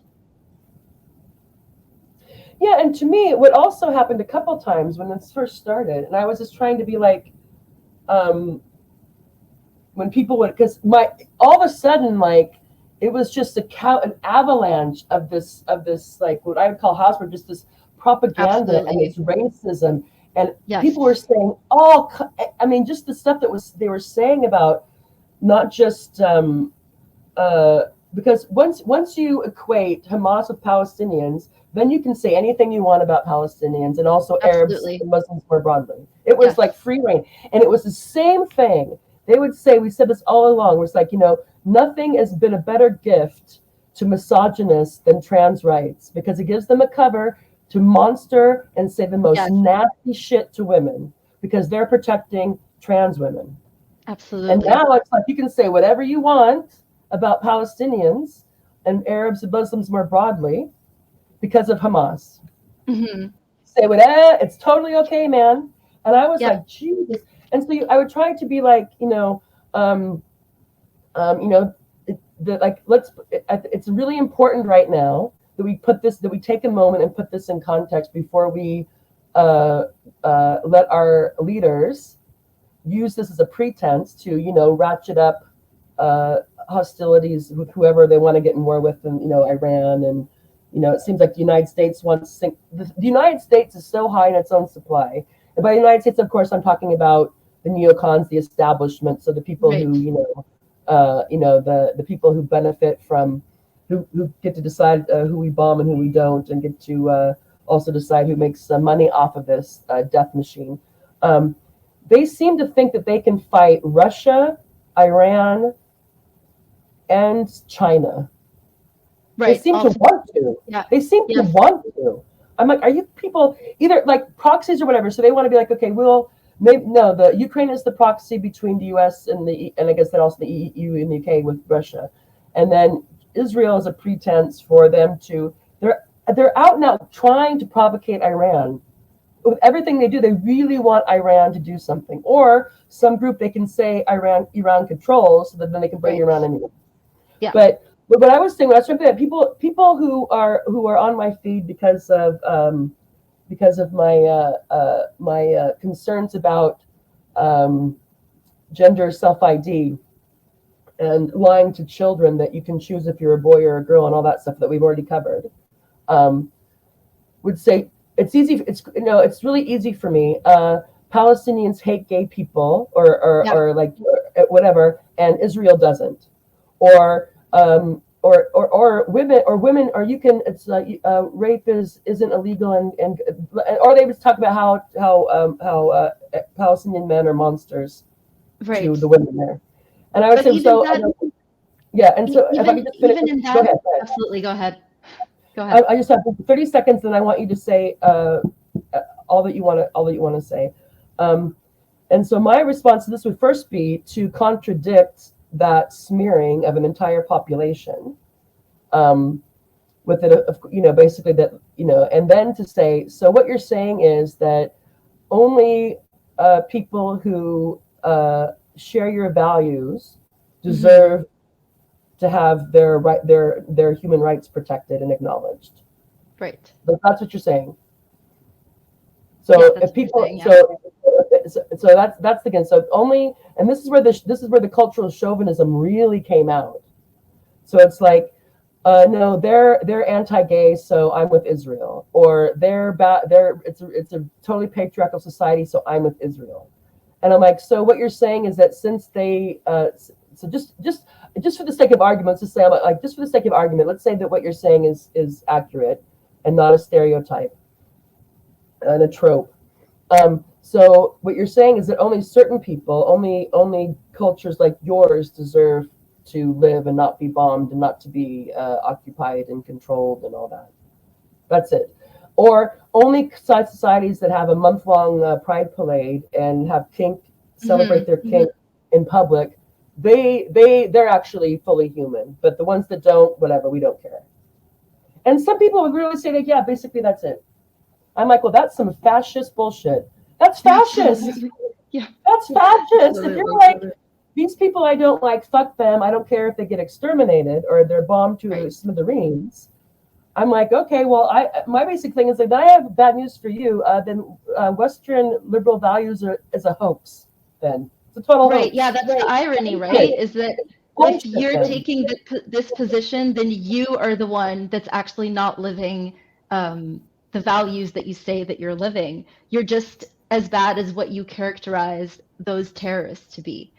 It's you're not standing up for Western values, quote unquote, or any types of values of democracy if you take that position. Yeah, I mean, it was Which amazing. Means that you also, by your own logic, therefore don't deserve protection. Yeah. So we're going to play this game because they could say that you're like a whole bunch of heathens, that you're breaking all of God's the good, like the people of the book. Yeah. So Judaism and Christianity, like you're all a bunch of godless. Sodom and Gomorrah, giving kids sex lobotomies. So I don't think I'm going to recognize your human rights. Fuck it. Yeah. I mean, it's the most amazing thing. And then I'm like, okay, well, and then the thing, like, you do realize that, and then I kept on saying, and I got this from Norm Finkelstein, because, basically kept on saying that, so you support the starving and bombing of a concentration camp of 2.2 million people, half of which are children. You're totally okay with that. And I'm telling you, Azade, some people are totally okay with that. Yeah, absolutely. Okay well, it's because we've dehumanized them. It's like, of course. Yeah. I'm like, well, good to know. Yeah. No, I've had to reevaluate. Go ahead now, please. I've had to reevaluate. That's fine. I've had to reevaluate a lot of the people that I was in touch with in the feminism space about gender critical ideology, or like gender versus sex. I've been blocking and deleting people and cutting off ties with so many because of how betrayed I feel by these people who seem to have had the correct line of thinking when it comes to one topic, but can't apply that same logic to any other topic. And I also find that a lot of these gender critical feminists are very, very outspoken and vocal about the condition of Muslim women or ex-Muslim women, and seem to be like huge supporters of us. But then to turn around and not you're on there because you guys are on their to save list. you know, they want to I'm save sorry. you from. Yes, absolutely. Yeah, you're on there Yes, to yes, save yes. this. Yeah, but only insofar as it furthers their agenda in whatever they're trying to do. So it leaves us in a position where we're isolated a little bit from Western feminists. And ironically, the only group of so-called feminists that at least use the language that would give us some sort of humanity happen to be the liberal intersexual feminists that accept gender ideology. I So know. Oh my God. Oh God. it's like Yeah. being stuck between like, okay, you performative liberal feminists who think that a man can become a woman are using the language of decolonization and the language of resistance and all of these things and cultural respect for different cultures. But Or all of it just is the bottom line, or just the fact that it's not good to starve and bomb yes, a, yeah, a contained population. You can have all kind. You can have every kind of issue with them, but just on that, right, yeah, I'm like, absolutely. Jesus Christ. I know, and if I could just stop you for a second, I don't know. I'm just like thinking, there's been a great restructuring on my. I don't have a huge account. I have like 4,000. I think when this started, I had like 4,200 followers, and then it dropped like a hot rock. I lost like 400 people because they didn't realize that I was a terrorist or a terrorist sympathizer. So they were like, you're disgusting, blah blah blah blah. I'm like, well, fine, see. I'm like, well, Yeah, bye. Don't let the Twitter door hit you on the ass, genocide gaslighter. Like I play yeah, that game too. And this is what because I got quite good. Of course, I'm older. It's to know that I'm not going to use their narrative. I will not do it. right, So I was saying, why is everyone? And I'll say why. I'm like, I started saying, Jesus, like you have rapid onset Hamas derangement syndrome, and they just like would lose their mind. I'm like, yeah. right, yeah, I go, show me on the doll where this militia hurt you, like yeah, personally. I'm like, and they'd be like, oh, I was like, I'm not going to give you any respect when you come at me like this. It's like, if you come in right, and start calling me a terrorist sympathizer, and fuck you, I'm going to mock you mercilessly because you clearly don't have any idea what the fuck you're talking about. So I'm not going to entertain absolutely. it. And so I've been called all kinds of names. It's like, this is, and one thing it's kind of forged us, and I'm sure this isn't your first time at the rodeo here because you have a different, you stand out differently than I do. It's not just people don't know what I think until I say it. People are going to presume to know what you think, what your positions are by how you look. I'm assuming, Yeah, which is beautiful. I'm assuming you look beautiful. But after 3 or 4 years of being called, a transphobe and a Nazi and a bigot and a right wing, Ben Shapiro lover and all right, this stuff. This stuff doesn't faze me as a bit. Also because just like with the gender stuff, I know I'm right. right, It doesn't mean absolutely, that I know every single thing, like I know everything about that. But I know the history of Israel-Palestine. Hi, Eleanor. I know what's going on there, both from my lived experience living there, but also because of keeping up on it. right, yeah, And what my government does. I know enough about manufacturers and all that stuff to know that this is some bullshit. So I'm confident, yeah. And it's like I'm not. And it's like no, I'm talking about Palestinians. I'm talking about occupation. I'm talking about human and natural rights. I'm talking about this. I'm not talking about Hamas. You want to talk about Hamas? I do not want to talk about Hamas. So every time you right, want to talk about Hamas, I'm going to say, look, I'm not interested in talking about that militia. And it right, pisses them off. absolutely, They want to talk about Hamas. I'm like, I'm not going to talk about Hamas because I'm not a useful idiot for Netanyahu's regime who uses Hamas as cover to do whatever they want. I'm not going to play that game. right, If you want to look at me and if you really want to say that I am a terrorist supporter, then whatever. Just go away. You're not serious. You're either a troll or you're totally emotional or you've been totally propagandized. Something's going on there. And right, obviously you're not going to let me, our brief Twitter exchange is not going to alleviate you of, yeah, of yeah, any yeah, of that. absolutely, Maybe when things calm down. But yeah, but just to really quickly, what's happened is, so I lost about 450 people. I was like, well, whatever, who cares? And then I'm almost back up to where I was. But I've noticed a lot of people that are following me have like, she, he, or their preferred pronouns in their bios. And I'm right, like, yeah, yes, Jesus. So I'm like, well, pretty soon, They're when gonna this find out. blows Yeah. over, and I start posting my Gender critical. my concern about women's rights and children's rights in terms of gender self-ID and gender ideology, then I'm sure there'll be, maybe another shift. But I'm like, whatever. It's like, I'm like, so it's just I appreciate the irony there. I'm just like, this is crazy. Yeah. So the And people you're used like to stuck. trying to call me a transphobe and a right wing, a secret right winger, and all this stuff now are on my side and standing up for, or like we're standing up for each other when people are coming at us, calling us, anti-Semites or terrorists because we're against. Collective punishment We're, and we're, mass we're bombing of against the children. punishment, genocide that's going on right in front of us in Gaza. It's just bizarre. I'm like, well, okay. Yep, absolutely. And you're kind of like stuck in this position where that the language that intersexual feminists use, they sometimes get stuck in the cycle of rhetoric, and that it's all performative, and that they don't actually, there's nothing in terms of action beyond going to some demonstrations or speaking, constantly stuck in the cycle of talking about things. And at the same time, you're isolated from the other feminists, the gender critical feminists, who seem to have this giant blind spot when it comes to Zionism, when it comes to Muslim women and Islam and Imperialism Middle East apparently as well. and imperialism. Absolutely. Yeah. So it's a very like, isolating and lonely place to be in at the moment. Mm. No, and I think it's quite right. And again, so it is kind of ironic that given my allergy to what gets called third wave feminism and the focus on intersectionality and weakening the drink, the more mixture you have in the drink, the weaker it is. And again, but also it's kind of interesting to see how this is playing out.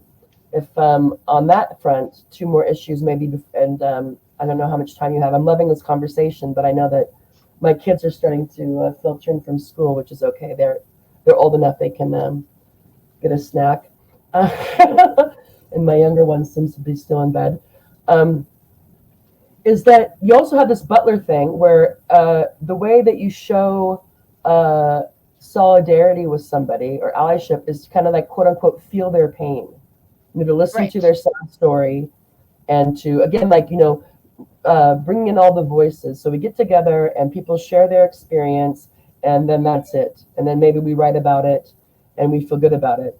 Whereas actual politics, trying to push the needle, trying to improve material situations and legal situations on the ground, is something anathema. So I can go so that would be so the feminists get together and we could listen to each other's stories and be like, oh, that's really terrible. And that's, we really, be there for each other, just kind of a support group. And somehow they think that that's the beginning and end of politics when it's not. And I'm like, I don't have to love everything about somebody or some group or place to know that what's happening to them is wrong. I don't have to. Yes, absolutely. I don't need to listen to 5,000 stories about how terrible it is to be in Palestine for me to know that situation is wrong. Right. That it's illegal, that it's immoral, and it's gone on for far too long. I don't need them to make me cry or, to show me their humanity. I mean, it's fine to do that. I'm not saying that's not. But the idea that somehow has become what feminist politics is also highly problematic. Just everyone gets to have their story, and that's liberation. I'm like, well, it is if you are financially okay and no one's trying to, and no government is trying to, end you, then that's fine. Yeah. But if for those of us, those people who don't have that, it's like, that doesn't help me. I don't need you to shed a tear for me. I need you to tell your government and to say wherever you can that this is wrong. To stop financing it, and say ceasefire. We're not going to finance apartheid. We're going to push them to come to some sort of resolution. That's what they need you to do, not to cry for me. They have plenty of people there crying for them. They can cry for themselves. I'm not saying that it's not emotional, that we should be that, but it's like to have an idea of what politics is and what a crying circle is, and they're not the Right. same. And third wave feminism, Butler in particular, has done that shit. That somehow, if I just listen to people's stories, I'm good, and then I'm okay. I've taken in that story. I'm like a pain eater, and then I go about my business. It's like, well, that doesn't change the fact that they're stuck in Gaza concentration camp. It doesn't change the fact that there's pogroms going on in the West Bank. It doesn't Right. change the fact that this stuff has been going on for 75 years. This feel your pain type of crap.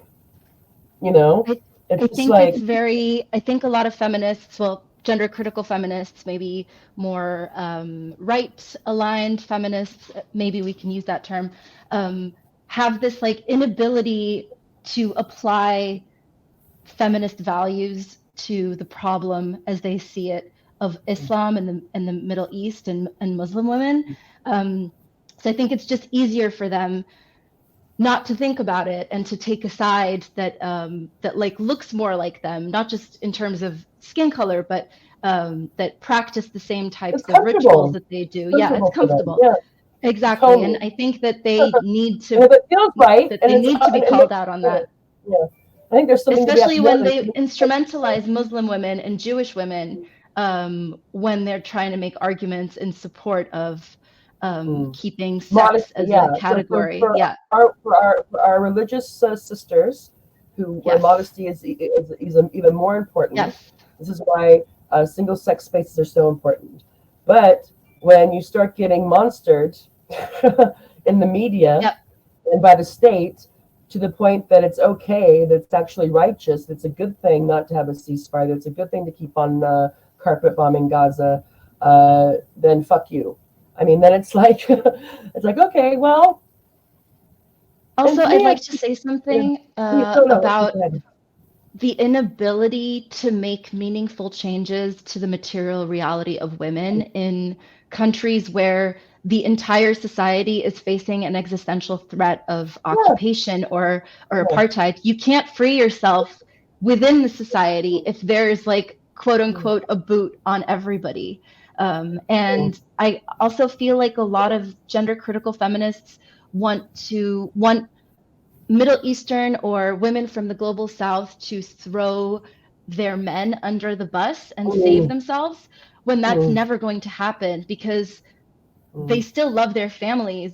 They and in more patriarchal societies where men have more control over women's lives, if you throw the men under the bus, you are also hurting the women. Like there's no way to extract women from the family structure, which is fused to men.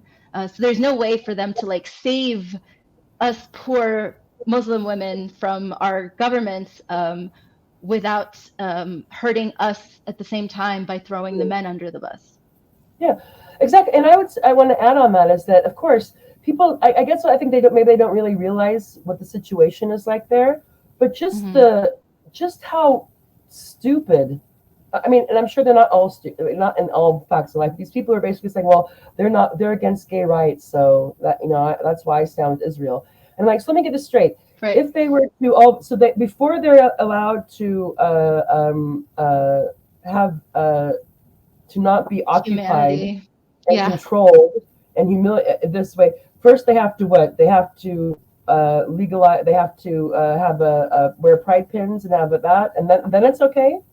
So they have to legalize. They have to have fully incorporate gay rights and all women's rights. As they basically have to take on our culture, accept it, and practice it, and then they're worthy of being saved. and then we'll say, okay, now your apartheid situation is bad. Okay, yeah, right. Or no, and that's ignoring. You can only even make that argument. Yeah, go ahead. Sorry. If you ignore the fact that although Israel has the right, has a free enough society within its citizenry for people who are gay to live their lives as normal, they also throw gay Palestinians under the bus. They instrumentalize the fact that they know that they're gay, usually through surveillance mechanisms. And they use that not to protect homosexual Palestinians, but instead to get them to turn their own families in or use that as some sort of threat against them. So again, the intersection of ethnicity becomes the powerful variable here. No, and I've heard that there's been similar reports with women, because a lot of people might not realize that, but that Palestinians again have no rights. So Israel can do whatever they want to a Palestinian, right? Whatever they want, and they often do whatever they want. Yeah. So Palestinians have no civil rights in Israel. So the West Bank and the Gaza is contained. Basically, it's been annexed. So I just say it is part of Israel at this point. De facto, the West Bank and Gaza are part of Israel, but it's an apartheid situation. Because you have basically a blockade against Gaza the last 17 years, I think. Nothing gets in or out except for with exceptions. Sometimes people can petition Israel if they need to go to Tel Aviv for cancer treatment or something, and sometimes they let them in, and sometimes they don't. And I don't know. I'm sure there's informal negotiations that I'm sure there's an informal ways of getting in and out of Gaza if you know the right people and you can pay the right amount of money, that you can get out. You can cross under arrest, I'm quite sure. But for the vast majority, like 98% of the population, no, they're stuck. They can't get in. No one can come visit them, and they can't get out. So they have no rights. So Israel can do whatever they want to a Palestinian, and the Palestinian has nobody they can complain to, except for they can try to complain on media. They can call the people who try to cover that can complain, or they try to call on the quote unquote international community, which of course is an abstraction. They can want the UN to say something, or human rights organizations will say something, but it's only the international law that the United States is interested in enforcing that get actually enforced. I think that's still the status quo. That's still the status quo. So we have to realize that Palestinians have no civil rights.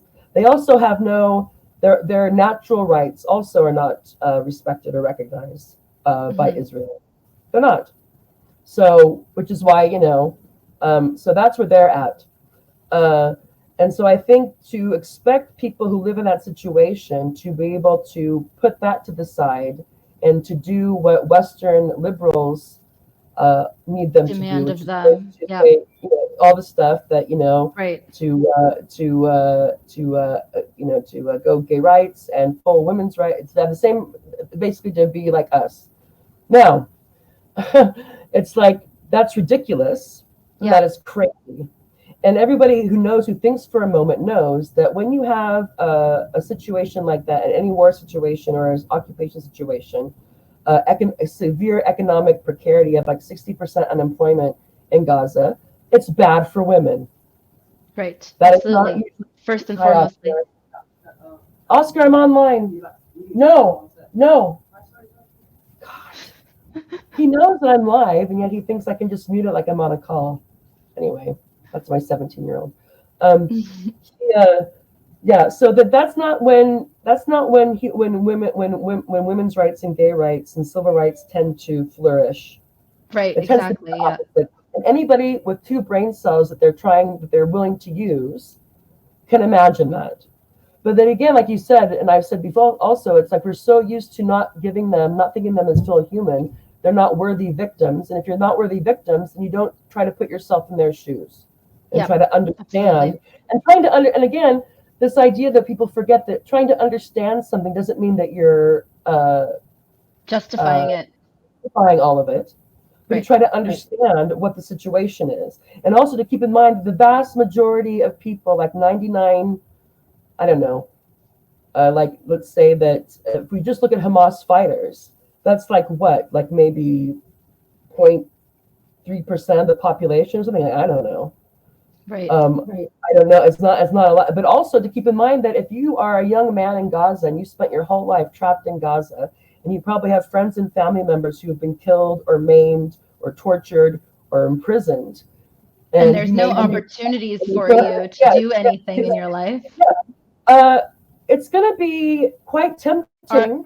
to armed sign up for resistance Hamas. becomes the only thing. Yeah, I, absolutely. you know, if I put myself in my shoes, I would do that. I can't say if I was a young man and if I was a 17-year-old dude or a 16-year-old guy in Gaza and I'm a refugee and maybe a couple of my family members have been shot or maimed or imprisoned, or everyone has people they know they are. You can see them on the street, people with missing body, legs or arms or an eye gouged out or whatever.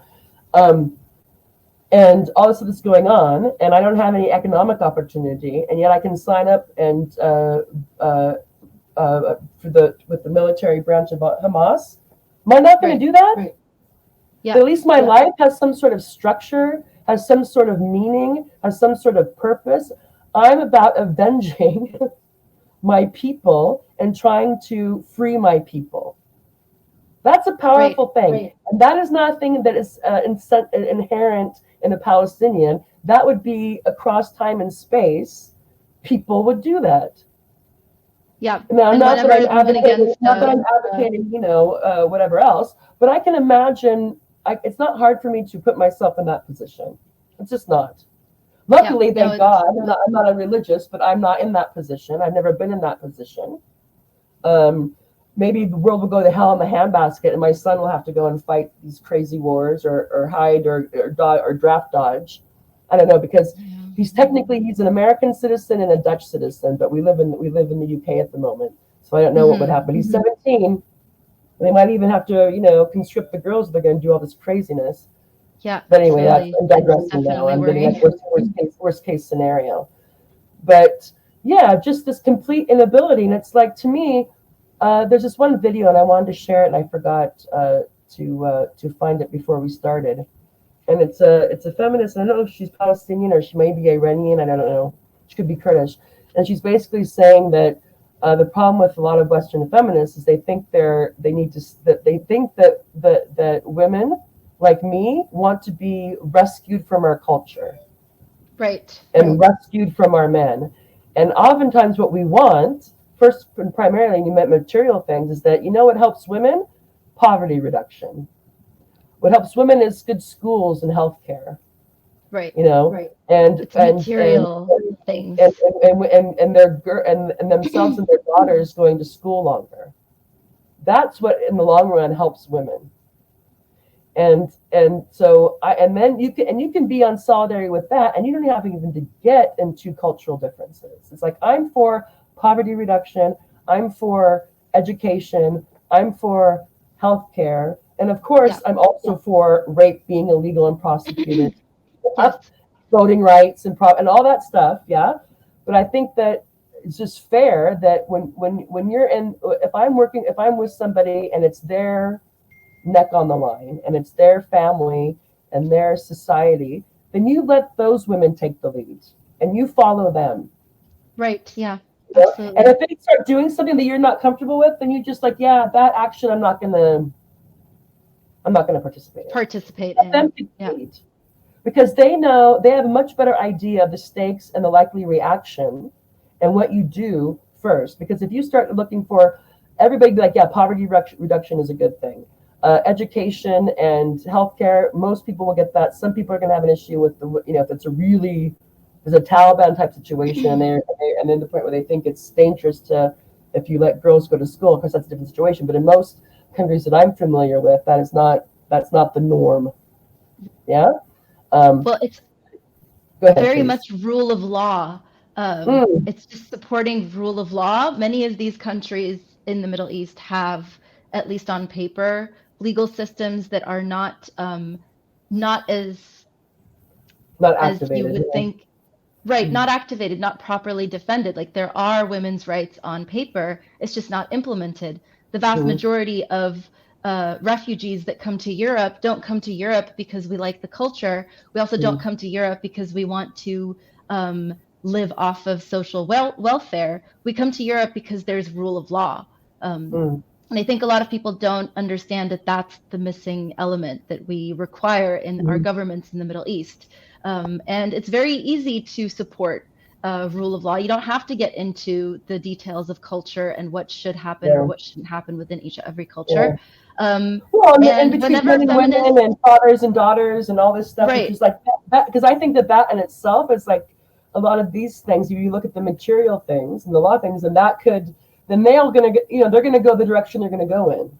And they may not necessarily want, people also think that everybody wants to live like we do over here. And that's not yeah, always no, the they case. don't. Yeah, They don't. They're not like, oh, I can't wait to throw off my religion. I can't wait to throw off my culture. I just can't wait Absolutely. to, Yeah, like, that's I not want true to at be all. Sex and the City women. It's like, Yeah, no, it's not true. yeah, Some that's not yes. true. Some Yeah. have an idea that they want to go over there, but a lot of them no. It's like, I want security. I want, An education to be able to education. choose when Yeah, I do the things that I want to do in my life. Yeah. And you don't have to get into any like Islam this, Christian that, Western this, Northern that. It's like, okay. Yeah, And for some absolutely. reason, the idea that you start with gay rights, Yeah. when When it's only been you would very only few do years. that, I would think people would only do that if they're trying to sabotage it. I think. Do you think you go in and start with that? And also, I wanted to say that I don't know how it's in Gaza now, because it's gotten more, obviously, the worse the situation gets, the more conservative and things tend to be for people who are Right. deviate from the norm. But with all this stuff, just to backtrack a bit, when everything started happening after October 7th, and I just saw the most nastiest stuff from people who I followed, who were on the, for lack of a better word, the JC, so the gender critical type people. And I finally felt compelled to, like, and I couldn't believe it. I'm like, I'm going to have to write this tweet. I basically said, like, I lived in Gaza for 2 years and no one ever raped me. That was like the first line of my tweet. Just want to let it be known that I lived in Gaza for 2 years during the Second Intifada. I was never raped.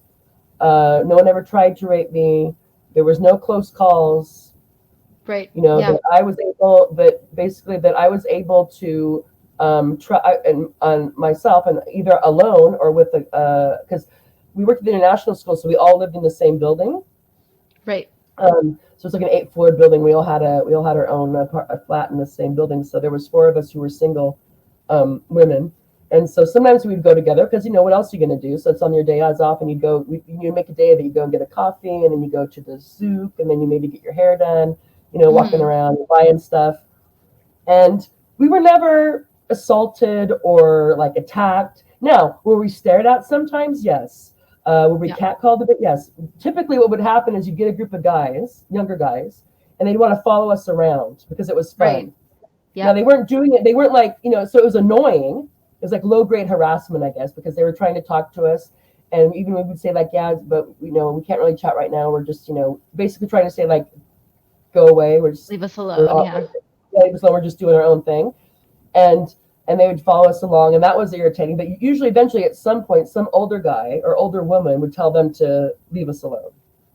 Go, let's let him be. Let him be. Or someone who knew English would say, and one of my colleagues knew was pretty good in Arabic. So we would stop someplace, and someone would say, like, these guys bothering you, and they would say, like, leave them alone. Go away. And that was basically it. So maybe you get stared at a bit because there was other foreigners there, because there'd be people either from some journalists or people from the UN food program, because a lot of people are food insecure, obviously. So a lot of people in Gaza, maybe like half of them get some sort of food rations from the UN World Food Program or other charities. And so, or there'd be, and of course there were some Palestinians who were married to foreigners. There was one of the people in my class who I taught, who was not a refugee, because about 70% of the population in Gaza are refugee, which means about 30% were from people the who lived 48 there. territories. Yeah, Right. yeah. So people who lived there beforehand, where the refugees now they let the refugees live on their land, basically. So you also have this class dynamic, this kind of patron-client type of thing that happens as well. But anyway, one of the veteran families, and he was, they had went to their house, and so there'd be people, if you go to the refugee camps, some of the poor areas, maybe have 1 or maybe 2 bedroom houses. A lot of times there'd just be like 1 big room, and so they would, they would fold up the mats in the morning, and then whatever. And then there were people that had like these almost like palaces, like, like 4-story houses, and the kids would have 2 bedrooms each and these wonderful verandas, and just, and you would go there and they would have all kinds of alcohol and cigars, and, the women are dressing like Shakira. I mean, not on the street, but in the privacy of their own home. It was very cha-cha-cha. It was like, oh, right, get your groove on. But anyway, so some of them, there was I met a couple of German women who were there, who were married to Palestinians. There was actually quite a few Ukrainian women who were married to Palestinians, a couple of British women, a couple of Americans. So it wasn't like we were the only foreigners ever to be there. Right. But still, if you have a group of, 4 women in their 20s walking around Gaza, we didn't dress in shorts, and we dressed conservatively, but we didn't cover. But they could see, they can recognize that you are from somewhere else, and that in and of itself creates like an interest. So yeah. But everybody knew, because the families that brought the international school there were the rich families. Yeah, basically they lobbied the American International School in Cairo, and the same company or the same organization runs, at that time at least, when I was there, ran the international school in Cairo, Amman, and I think also maybe Beirut, but I'm not sure.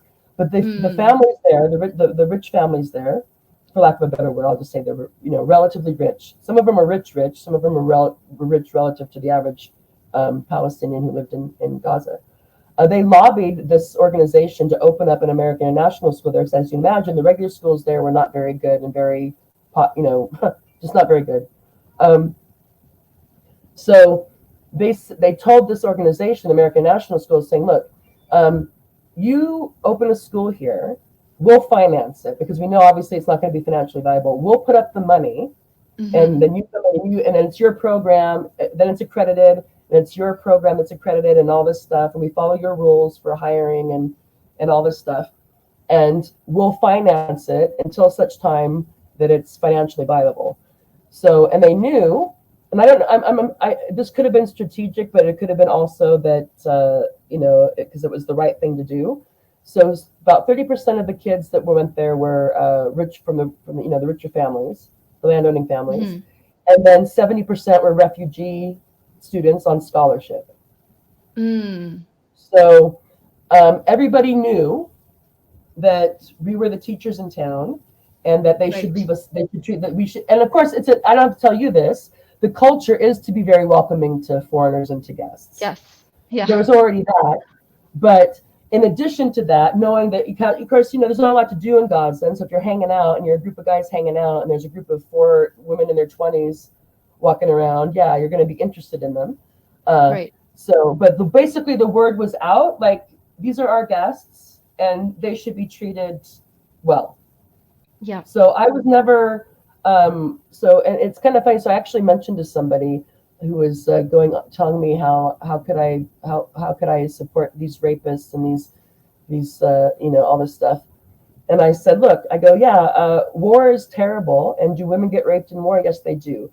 Do the enemies accuse do they always accuse the other side of sex crimes? Also true. Yes. So let's see what happened. Yeah. And of course, I'm always going to condemn a rape. Jesus, please give me a break, people. But I said, let me tell you something. I know for sure when I lived in Gaza that I'd be way more likely to be raped downtown of any Western city, much more likely to be raped in there than I would have been in the middle of Gaza when I lived there. Right. Yep. Now today I would assume that's also the case, but I haven't lived there since 2004 and things have gotten whatever. But I would still wager the guess, and unless I was like walking around in hot pants or something, then that'd be haram, and they don't want it's clamped down women's how they dress and their behaviors. I have no doubt is quite judged quite harshly if it deviates from the norm. But I was going to say to this day that I would be more at risk hanging out in the party zone of London or Manchester or Birmingham than I would hanging out at the coffee shop in the middle of Gaza. And you tell people that and they will just lose their mind. Don't believe you. Yeah, no, it's my experience as well. I'm just telling you. And I'm not saying that women aren't raped there. They're just whatever. But I'm saying is that women are raped everywhere. Doesn't mean that it's good. But the idea that somehow they're so sure that it happens more there and there, it's worse. That the rapes there are worse somehow. And I don't know. I don't want to get into the comparing that. But I also had to say that also when I was there, because I spent a lot of time, there's not a lot, especially if the borders were closed, or I didn't want to spend all my money and traveling around Israel or whatnot is expensive. So when it was a weekend or if there was a holiday, because we had both Islamic and Western holidays. So we had both Christian and Western holidays. Right. And also there was a Christian minority in Gaza and or maybe the majority in West Bank. I don't know. But anyway, and even in Gaza there were Christians and they didn't seem to have. They weren't bothered at all. I don't know if that's changed since the blockade. But anyway, had lots of holidays.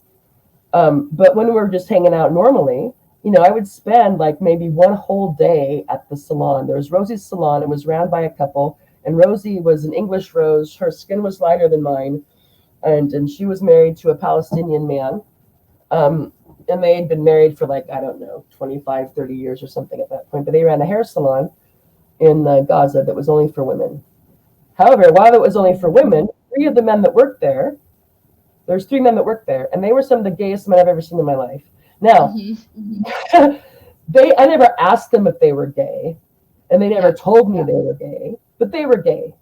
Yeah. Also, if they weren't, they wouldn't have been allowed to work in that salon. It wasn't just the foreign women that went there; it was other Palestinian women that went there as well. And you wouldn't be having that. You don't be having that, thing going on in there, even at that time before the blockade and Hamas's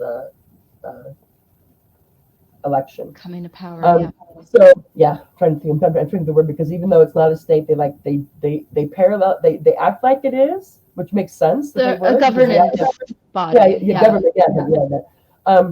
Anyway, and it's like, and I saw other people that, and I had, of course, I taught at the school, and I taught 7th grade through 10th the first year, and then 8th, and then 7th through 11 the next year.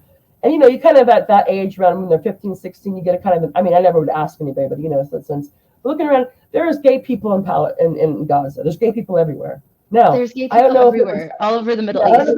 I don't know if it's, of course there is. So I don't know if it's a don't ask, don't tell policy or what.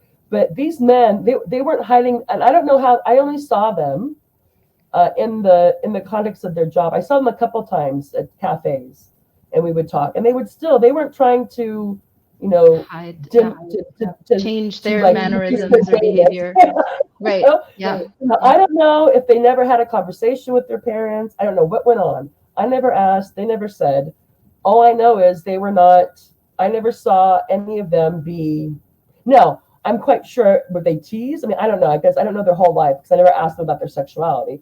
All I know is that there were clearly gay people in Gaza, and they were not strung up and lynched. Now, has that happened before? Has that happened? It could have very well happened. I don't know. I'm not saying it never happens. All I'm just saying is that as a rule, when I was there, what I saw, and I've seen this in other places that I've been in the world that are also quite conservative, is that you meet people and you're quite sure. I don't see what they do in the bedroom, and I'm not going to ask them, but I'd be like, I'm pretty sure these people are gay, but they're not saying it. No, it's like, don't ask, don't tell. It's just kept quiet. Now, if someone outs them, like what you said, if someone outs them, and then the people, whether it be their families or the government, feels like they have to make an example out of them because they do technically have these norms. They do have these norms against homosexuality, maybe even have laws against it. So if it becomes obvious, or if people want to get, people do bad things, they just they don't like the person or who knows what, I'm not saying that gay people have never been targeted and even killed in these places. I'm just saying what I've seen in the world, and it makes sense. It's just like before it was okay to have extramarital sex, women were still having extramarital sex. They just weren't posting it on their Instagram. Right. No, it's not a prerequisite to not be bombed. Yeah, this especially should be when bombed. even in Yeah. Europe, like the advancement of gay rights is a fairly recent phenomenon. And I remember that I was actually still a student when equal marriage passed in some of the countries that I've lived in since. So Yeah. like it's in my lifetime that we've come Mine even too. Yeah, close to, and there's plenty of places in Europe, in Eastern Europe, where like equal marriage rights are not recognized, where there is hostility on the streets towards gay people. It is not the prerequisite to believing in the full extent, the latest version of Western social values in order to not be bombed. Like it's ridiculous to take that Thank position. Thank you for bringing it back to that, because that was my whole point, that people were just like, I'm like thinking, and I would like, so let me get this straight. Like, so basically what you're saying is that you don't care if a place is being, all this is going on with the Palestinians because they have a bad record on gay rights. Right. I'm like, that again, that's some fascist stuff. Yeah, that's not liberal. It's ridiculous. Yeah. That's not liberal. Especially if you go along and now people who, it's not just worthy and unworthy, it's now good and evil. You have Netanyahu referencing like Old Testament populations that were like eradicated, that God wanted eradicated, like everything. Amalek, I don't know what that is. That should be a red flag for anybody. And how it's like, is that civilized? Is that modern? Right. Is that enlightenment? Excuse me? It's like, what?